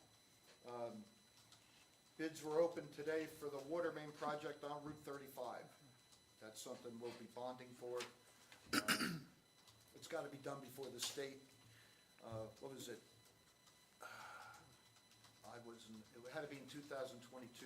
Earl, the state got a lot of complaints from Mayor Knitra about a lot of potholes, and they came in 2 nights and paved from just south of Washington Avenue to Broadway, because I live on Washington. I was out there just watching them, and I happen to, in my past tenure here, know a few of the people from Earl. I thought they did a great job for a quick mill and pave, but this project's got to be done before they do a real finalized one. 1J, a water main repair out in front of 101 New Jersey Avenue, and it's concerning. It was a water main break, and in the our contractor that we use all the time, he said the vibration of the street roller when the pavement was being rolled sheared the connection. So, Mr. Michigan, can we check to see if the contractor is responsible to reimburse for that repair? I will check. Okay. As far as now, my liaison committees, shade tree. Let me see here. New Jersey Avenue was big. When that was paved, I lost count. 5, 8 trees? 8 trees came down. We looked back, Administrator Michigan and I, we looked, and the engineer, there was no wording in the scope of work that the contractor had to replace the trees that they took down, and they were all street trees. And plain and simple. So I contacted Ann Lightburn and said, guess what? Your lucky day. You guys get to pick the trees, and we're going to have to replace them as a municipality. But moving forward, the engineer said, if any street trees have to be removed during some paving work, we will look to put in the scope of work that the contractor is responsible to replace them. So we could do that.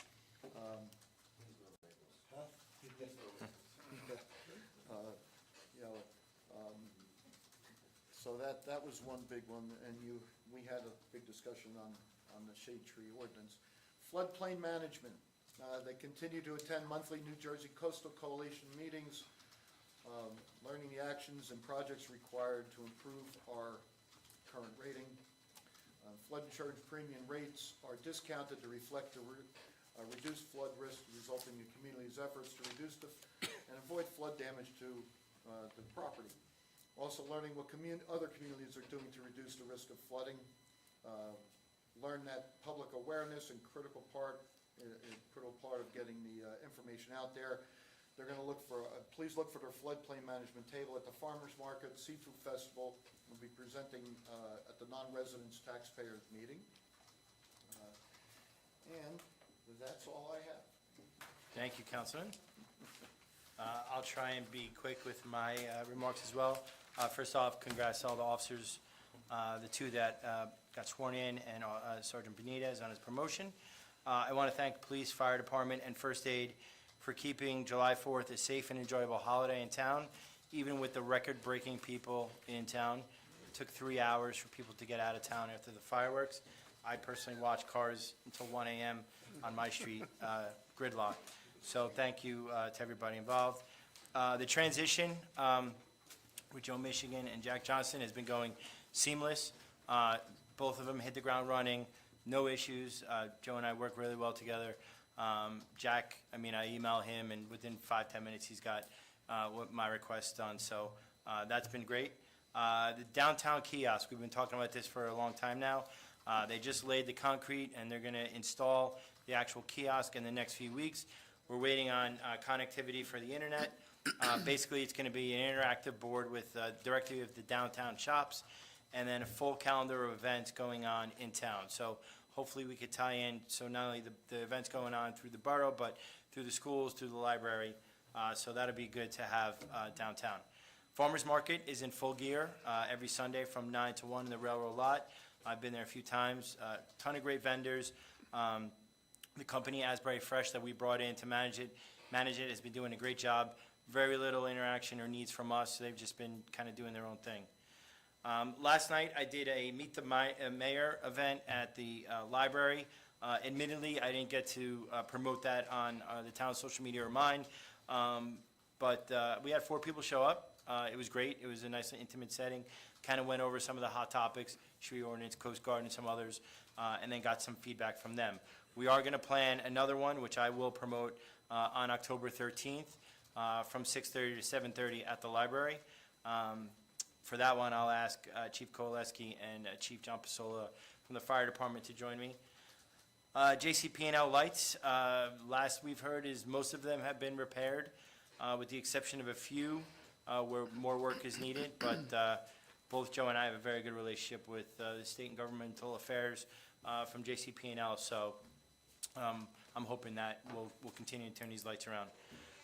We are looking to build an email database, so basically as more ways to communicate with the residents, not only on social media, through the app, once that's up and running, this kiosk, but an email database. So the next newsletter that's going to go out in the next few months will have instructions on how to enter in your email to the town, and then we'll start blasting out on town events, emergency notifications, stuff like that. So look out for that, and that's going to be in the next few weeks.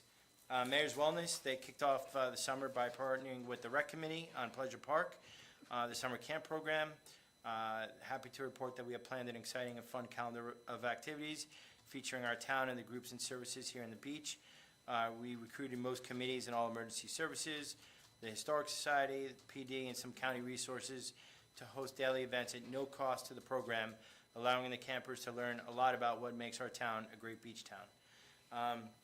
We had an event scheduled in July, but due to the air conditioning break-in in the women's club, we had to reschedule it.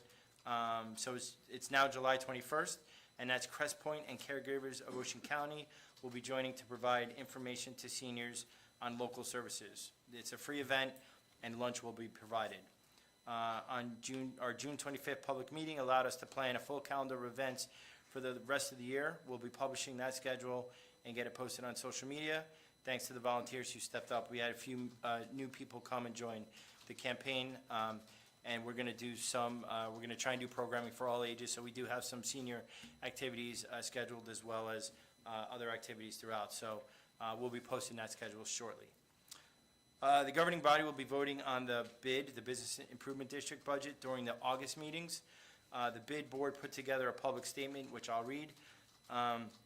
The BID Board of Trustees meets 6 p.m. on the first Monday of the month to discuss next steps in implementing BID operations to help make the downtown more successful.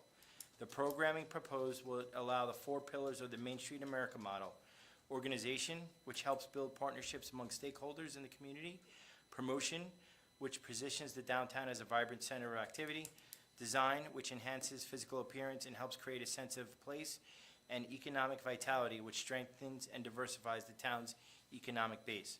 Some of the goals for the first year include building a downtown-specific website with an e-commerce platform, providing business and economic development resources, beautifying downtown and adding specific place-making components, addressing safety and practicality of doing business downtown, and helping build a specific identity for promotion and marketing.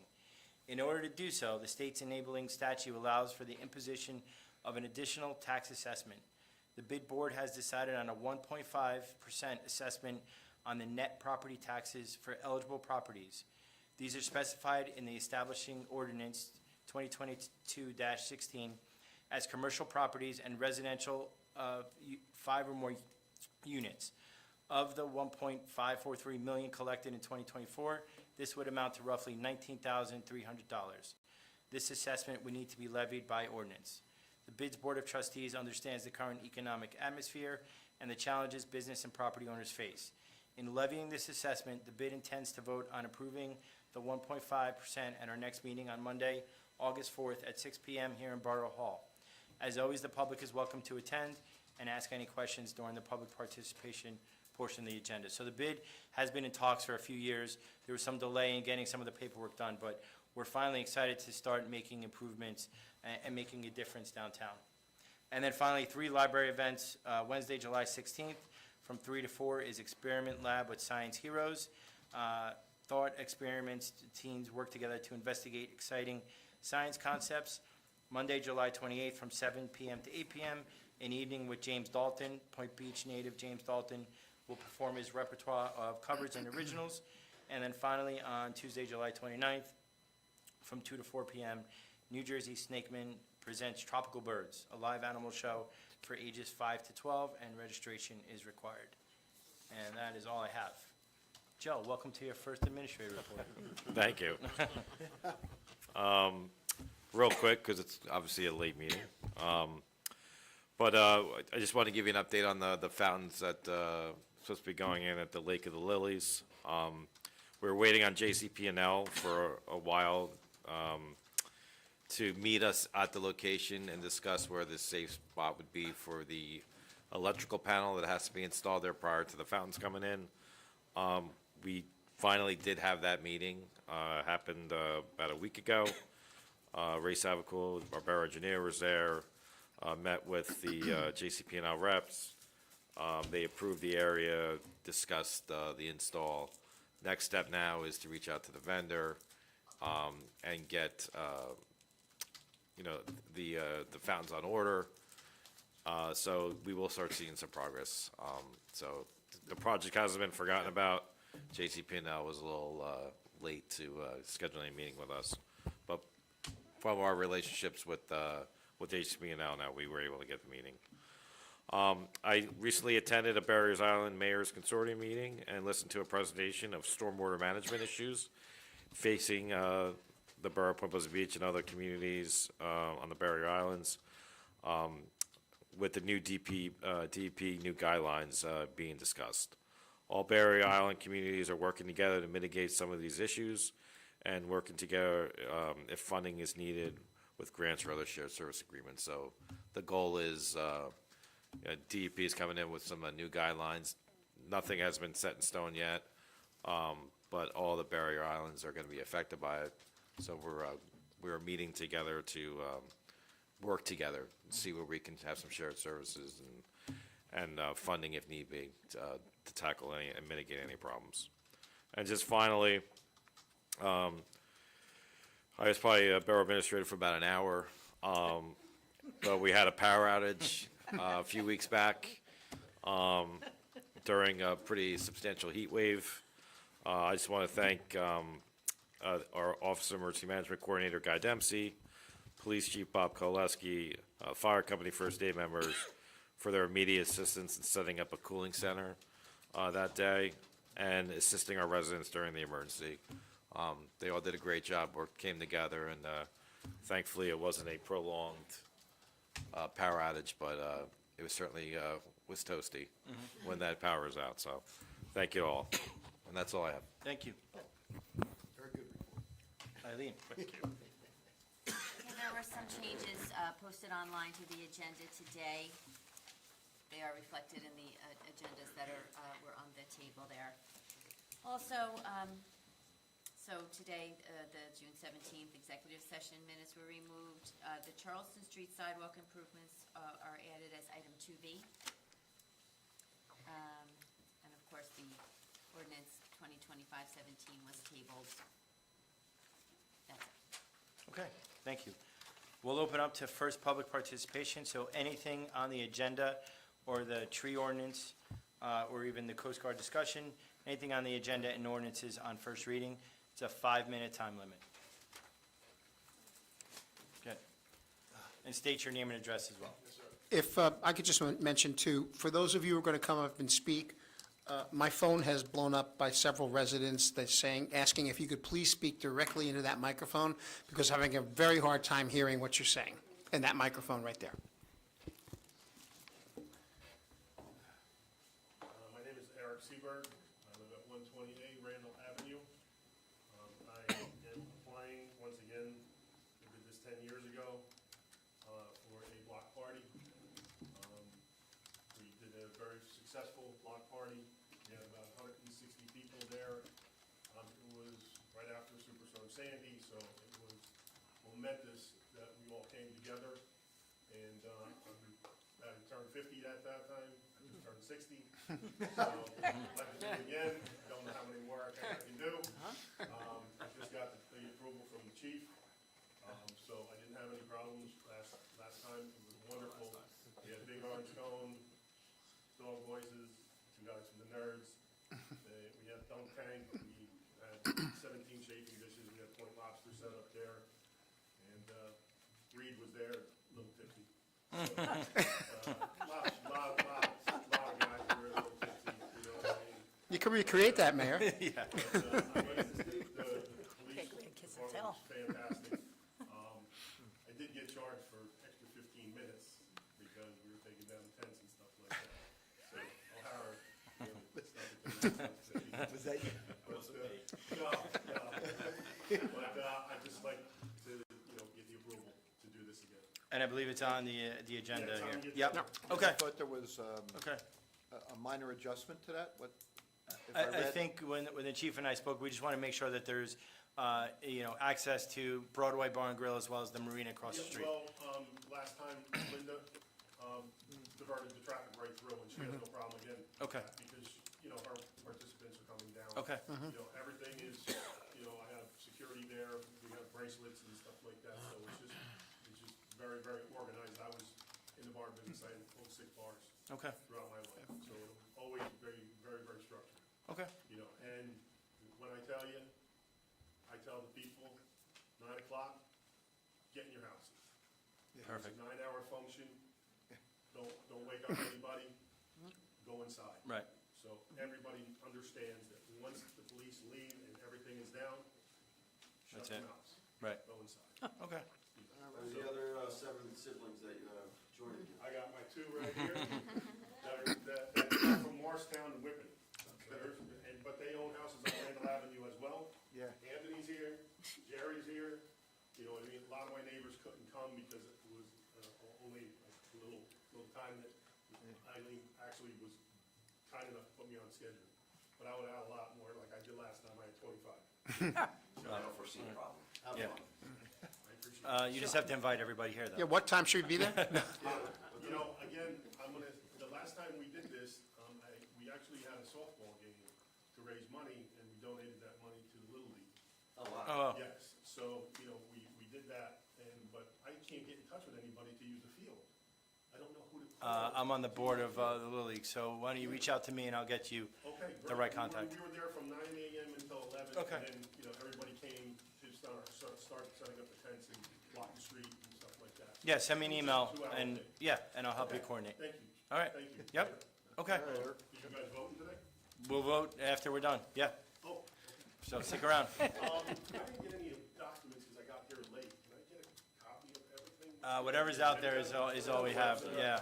It's Sorry. online. Kristen?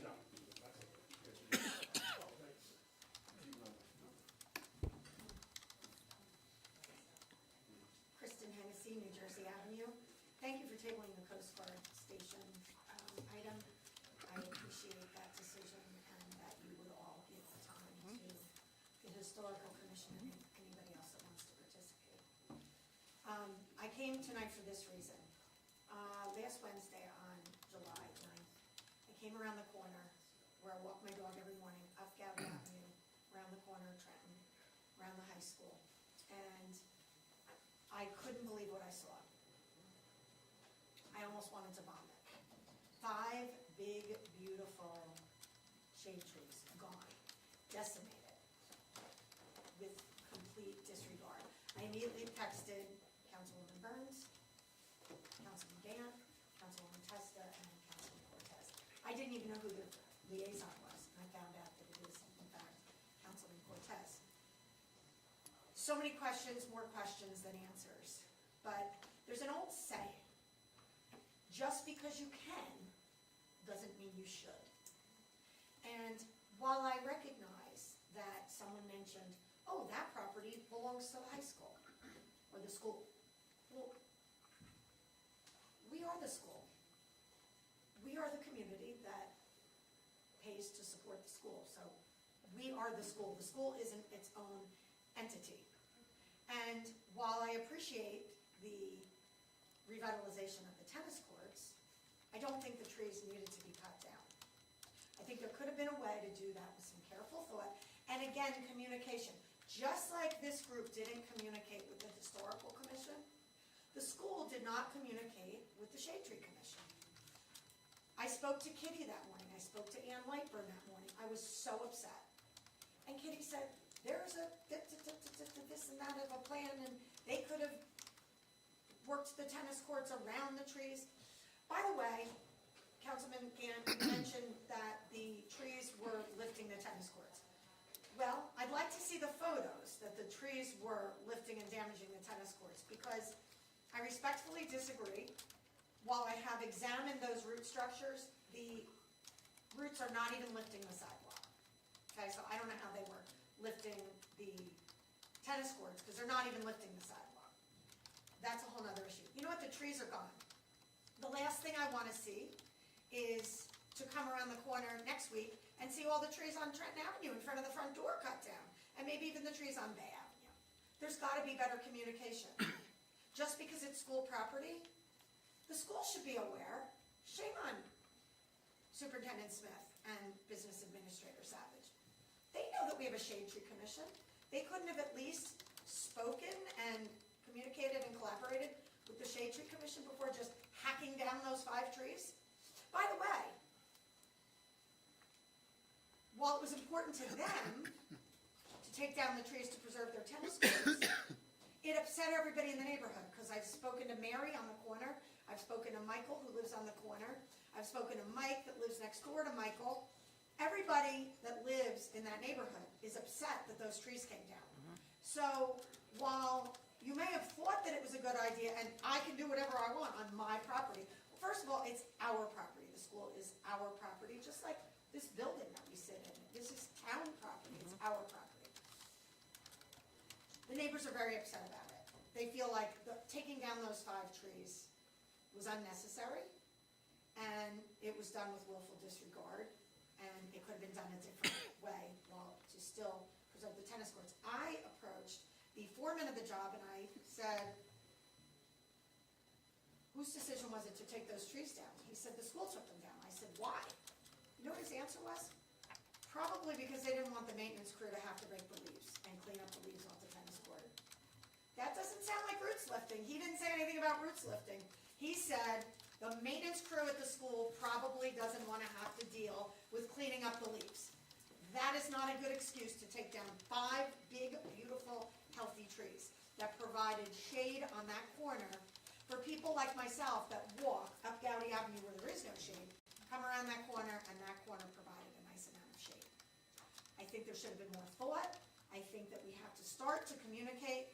We talked about all our professionals, our rec committee volunteers, our senior committee volunteers. We have people that are really dedicated to the Historical Commission, to the Shade Tree Commission, and we have to respect their work too. The last thing I'm going to say on this, and I know I'm at my 5 minutes, but I do want to conclude with this.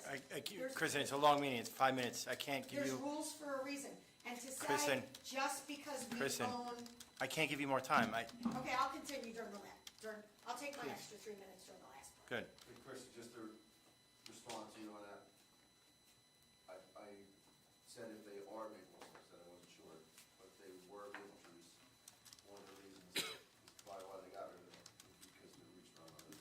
And my mom Well, planted those trees Kristen, 25 or 30 years ago. Kristen, Kitty. Kristen, With All right. the permission of a prior Who's next? school I'm upset administration. that they're removed as well. Kristen, no more, okay, next. Lee, I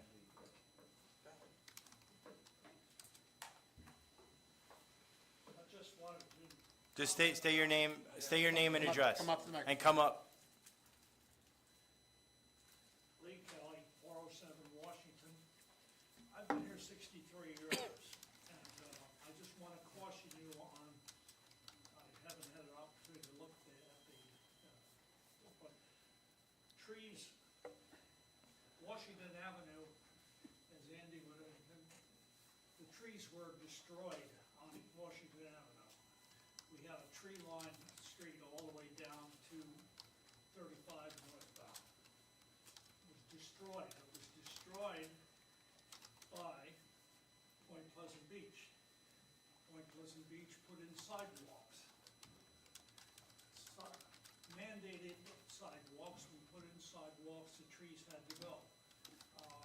Case in point, just looked at my next door neighbor, you could see where the sidewalks went around the trees. And when they did the sidewalks, which were mandated after the trees were cut down, the sidewalk has little ovals where the trees used to be. So, legislating for trees, you have to be very, very careful. Make sure the trees are on the town's property and not on the county property. Many of the trees that are torn down in the town are on the county property. There is no liaison in town that I know of that where you can deal with the county people when it comes to trees. I've had 5 trees taken down by the county. Right, Andy? 5 trees. I plant a tree, the county can take it down because it's on the 2 foot that the county owns, or the 3 foot. So you have to be at least 3 to 4 or 5 feet. I just planted another tree. Fortunately, I think this one will be okay. But it is very difficult. The town took down a lot of trees. So when you look around town and you see that there's no trees on a certain block, it's not because they weren't there. Believe me, they were there. The county roads through our town is ridiculous. We have county roads. Washington Avenue is a county road. The other night, we had 800, at least, I stopped counting around 800 cars leaving on Washington Avenue because there's only 3 streets that allow you out onto the highway. And after the fireworks, I don't know what the rest of the town looked like, but I'm sure it wasn't much better. Same as yours.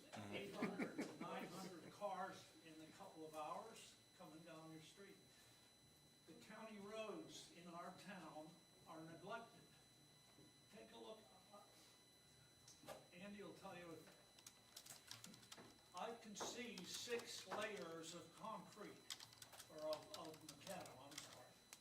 6 layers from my driveway, I can count them, where the road is done. They come down and pave my road, they paved down to our subdivision, and they went home at 4 o'clock. They came back next morning and started 4 feet up the road and paved it over a second time. There's no coordination whatsoever with our town, with the county. The tree people from the county come and they see a tree on that they want down for some reason, they cut it down. There's no coordination between it. I've lost 5 trees. Now, 3 of them were probably my point, because I took them in that 4 feet section that the county had 5 feet. So you have to be very careful when you start with trees, especially, or anything in regard to the county. We must have taken out about at least 11 trees. My property, from what I can see, was the property that lines St.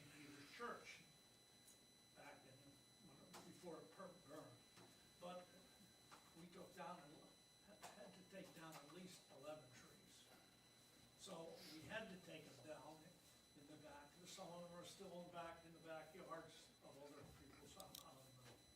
But just be careful and give it some thought, thank you. Thanks. Thank you. Dave? Oh. Go ahead, Mary. Mary Steiner, 423 Yale Avenue. Who made up the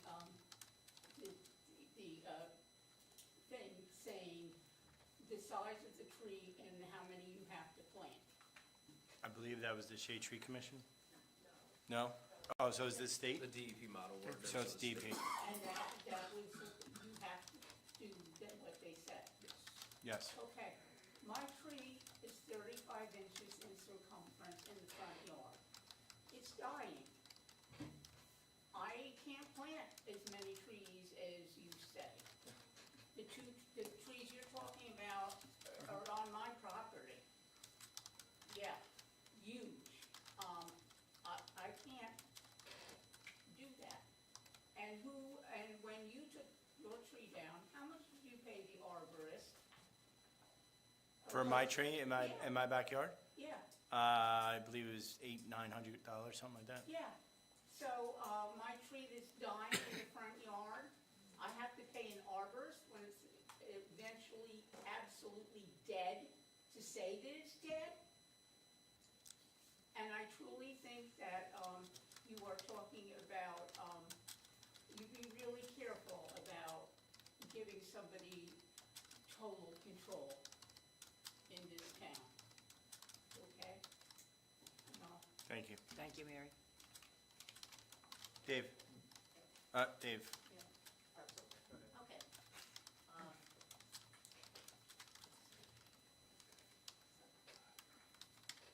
Ann Lightburn, New Jersey Avenue.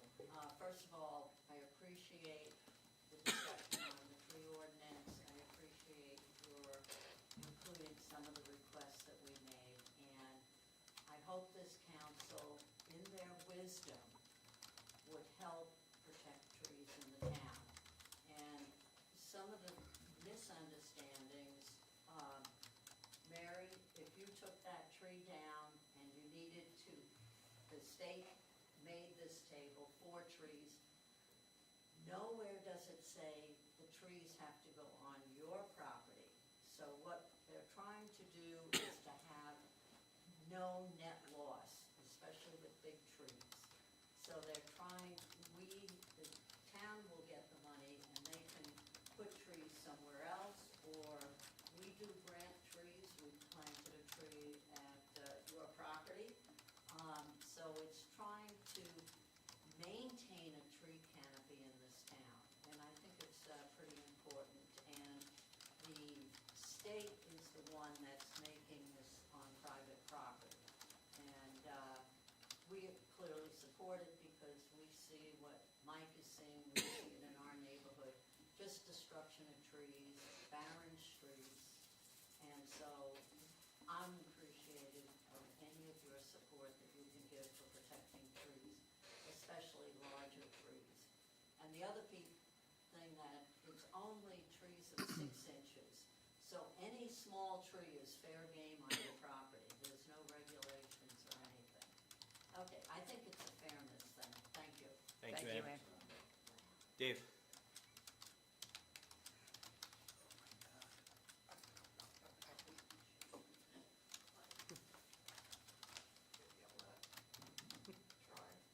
Dave Cavanero, 118 Parkway. One quick clarification. The chart about the replacement trees and all that the state had on the sample ordinance, you didn't have to use it. It was your choice. Not that you couldn't, but you weren't mandated. Almost everything in here was choice, not mandated.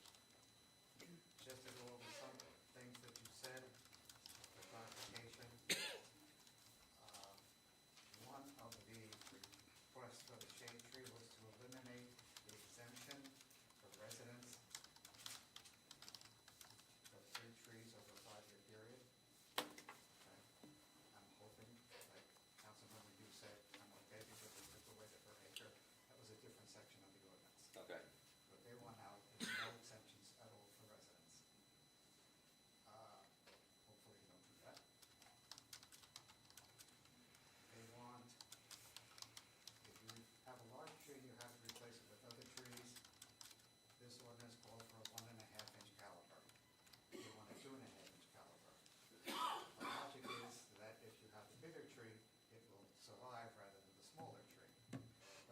ordinance also says, whatever you plant, you have to maintain for at least 2 years. And if it dies, you have to replace it. So there is no reason to force somebody to put in a larger tree that costs more money. Raising the bond from 350 to 400, I understand they cover the cost, but again, it's punitive. This hasn't even existed for a year, and the public is getting squeezed for more and more money.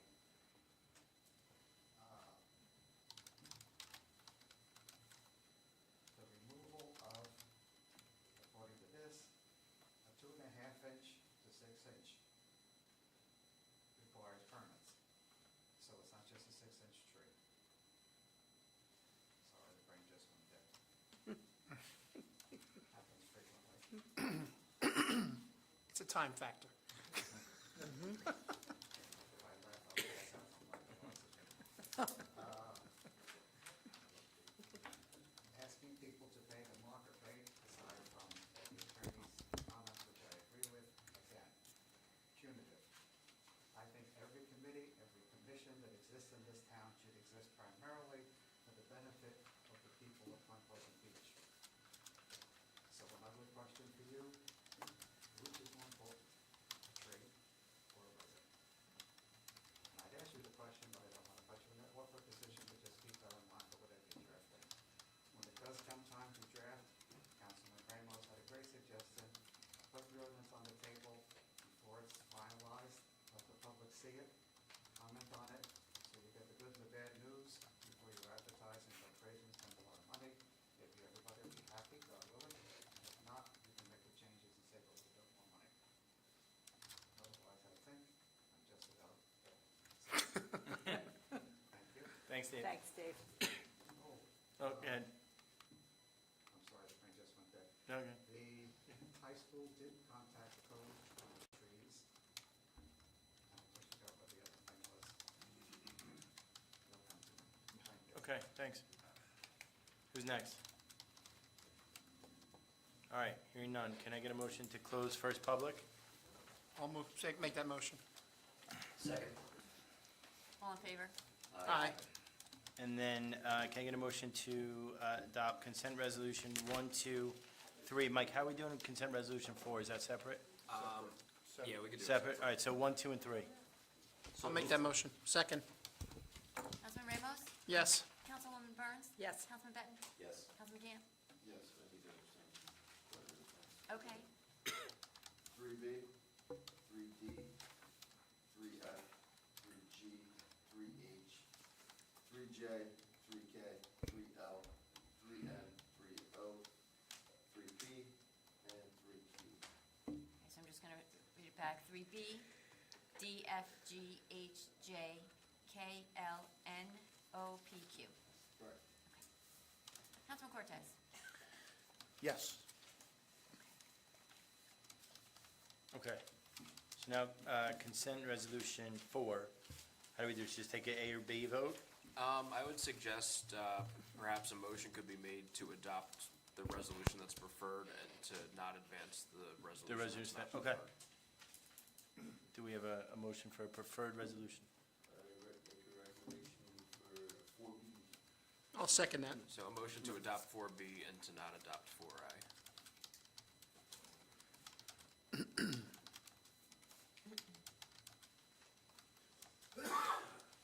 Councilman Ramos, you seconded that? Yes.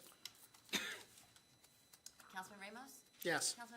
Councilwoman Burns? Yes. Councilman Benton? Yes. Councilman Gann? Yes. Councilman Cortez? Yes.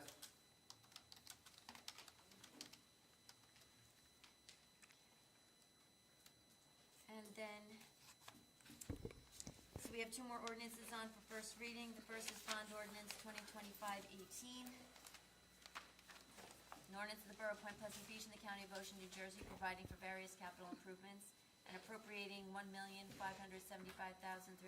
therefore, and providing for the issuance of $1,210,860 in general improvement bonds or notes of the Borough of Point Pleasant Beach to finance the same. Make a motion to introduce. I'll second. Councilman Ramos? Yes. Councilwoman Burns? Yes. Councilman Benton? Yes. Councilman Gann? Yes. Councilman Cortez? Yes. Okay, so the public hearing will be on August 5th. then we have ordinance 2025-19, ordinance amending section 19-11.7 to incorporate residential site improvement standards for residential parking requirements. Can I get a motion to introduce? I'll motion to introduce. I'll second. Councilman Ramos? Yes. Councilwoman Burns? Yes. Councilman Benton? Yes. Councilman Gann? Yes. Councilman Cortez? Yes. Public hearing will be August 5th. Okay, second public participation, time limit 3 minutes on anything you'd want to talk about. Chrissy? Please. Yes, thank you, Dave.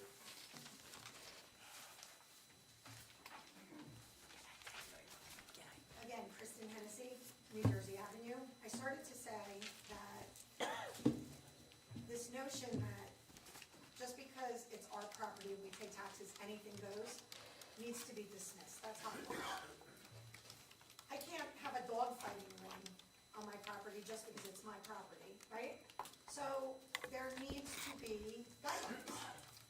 I can't paint my house purple with yellow polka dots with a green and pink striped roof and paint the sidewalk red, can I? There's guidelines. You have a certain vision or scape of what you want your town to look like. And it just can't be anything goes. We need guidelines. Look at Lavalette, look at Fairhaven. Lavalette is the concrete jungle. Thank you, Councilman Ramos, for noticing that people from North Jersey and New York come in here, or developers that want to build and rent and make money, come in here and clear cut our lots, because those folks that come from other parts of New Jersey or New York, they want to make this town into what they ran away from. Likewise, the developers want to make money, and they don't care how long a tree's been growing on Trenton Avenue. You know, with all due respect to Councilman Cavanero, it's not about what's more important, a tree or a person. Because in the case of the trees at the high school, those trees were really important to those neighbors. And they were very upset that 5 big beautiful trees came down. So, yeah, it's their property, they can do it, but it upset a lot of people. So, I think the whole big picture needs to be taken into consideration. And like I said, just because you can, doesn't mean you should. And just because it's your property, and you pay taxes, I can't start drag races up and down New Jersey Avenue, just because I'm a property owner on New Jersey Avenue. There's rules, you know, and there's rules about safety that come from the police department, and there can be rules that govern civic, what would I say, aesthetic appeal, okay? And trees provide just that. So that's all I wanted to say. I did start to say that my mother planted those trees 25 or 30 years ago. I didn't know that until Kitty reminded me of that when I spoke with Kitty that morning. And those trees were planted with the approval of a prior school administration and Board of Education. So at some point, the school said, yes, we would love to have trees lining the tennis court. And I hope we'll keep the trees that are there, that are still remaining in the front of the high school and along Bay Avenue. The last thing I'm going to say, because I know I have about 10 seconds left, I have a question for our administrator. I would just like a brief update on the traffic light at the corner of New Jersey and Cincinnati Avenue. We were notified by DOT that it's been approved, it's going in, and all we know is they're looking to get it in by this fall, I believe. By the fall, okay. That's what they're telling us, so. Councilwoman Testa told me that was on her radar, and she's been pushing for that at the behest of a lady that lives on the corner who had her fence knocked down multiple That has been in discussion since I was a lieutenant in the police department, so it's a long time coming. They've been putting that traffic light in probably for the last 10 years, right? So I'm glad to hear that it's finally happening. Thank you. We had a meeting last year with the Commissioner of Transportation, and we followed up this year, and, you know, I think the Commissioner's office definitely pushed this through, because it also requires coordination with New Jersey Transit, so you can imagine there's definitely a lot of That's a big bureaucracy, issue. and I don't know if you as we the got the former letter. chief, or you as the current chief, keep account of the accidents. That's gotta be one of the corners in town that generates probably a very high number, if not the most, highest number of accidents in town. Yeah, that was presented to the. Yes, yep. I believe the discussion started back in 2017, because I was on the council. Thank you. And it started because they don't want cars parking or stopping on the tracks heading westbound. That's why they were gonna originally put a light there and a light at Foreman. And we already have a light at Atlantic, and we said, wait a minute, we don't want another light at Foreman, and that's why now that's one way for one block, so it was, It's in been our a while. best interest for everybody to just slow down Yes. and take things a All little right. bit slower. Who's next? Bonnie?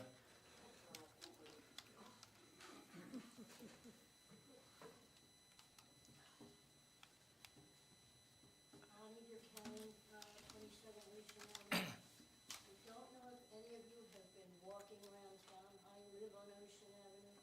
I am horrified at some of the stuff I've seen lately. I know people that will not come back ever after they've seen some of the stuff going on. There are tons of girls with a piece of string up here. The one girl is 300 pounds, and then little tiny pastries.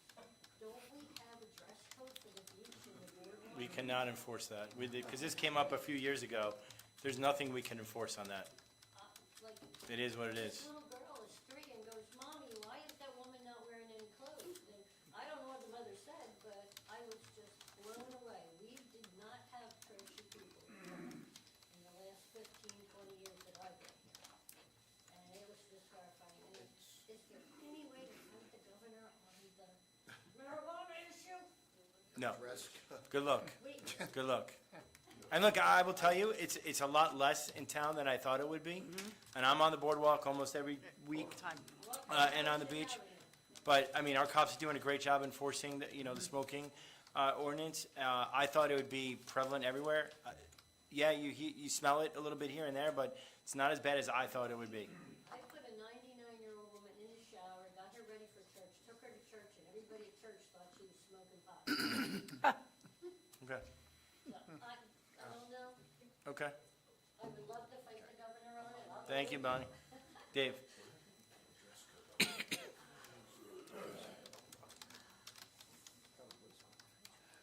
Dave Cavanaro, 118 Parkway. Train's working again. The enforcement of tree maintenance does exist. I know personally because I got a letter from Cove telling me that the 2 trees on either side of my house had to be trimmed, they were getting too big, and that if I didn't do it, I was going to be fined. So I did it. People comment about grass. It bothers me when I see all these houses come down, and then the new ones get built, and they're put in stone. It's low maintenance, but grass has a lot of benefits, and we're losing an awful lot of it in town. The train lot, when they do the farmer's market, did they pay the town a fee for the use of the lot? They do not this year, but there will be some sort of agreement next year that they're gonna pay the town. We wanted them just to get up and situated first. I understand, I'm not objecting, but considering the amount of the lot that's being used, whatever you negotiate, it should cover the cost of the parking. Parking for those areas. Yep. And the art committee's function at the lobster shanty, the cost of that function, did that come out of the committee's funds or whatever they raised, or taxpayers' funds? It came out of their funds, they have the endowment fund as well, and I know there was a 50/50 there too, so that might have offset some of that cost. Just their money. And I think that's it. No restrictions on use, Thank you, Dave. Thank you, Dave. Twice you can't remember now. Anybody else? Going once, twice, 3 times, hearing none. Motion to adjourn. Motion to close public. Oh, I'm sorry, Andy. At this point, we just adjourn. Motion to close public. And adjourn. Motion to close public and adjourn. Is there a second? You didn't vote on me? We did, we Is there a approved it. second? Where are you? You're approved. You're approved. Start the party. Is there a second? Oh, is there a second for the, you could have left 2 All in hours ago. favor? No, I'm kidding. One H. Stop it.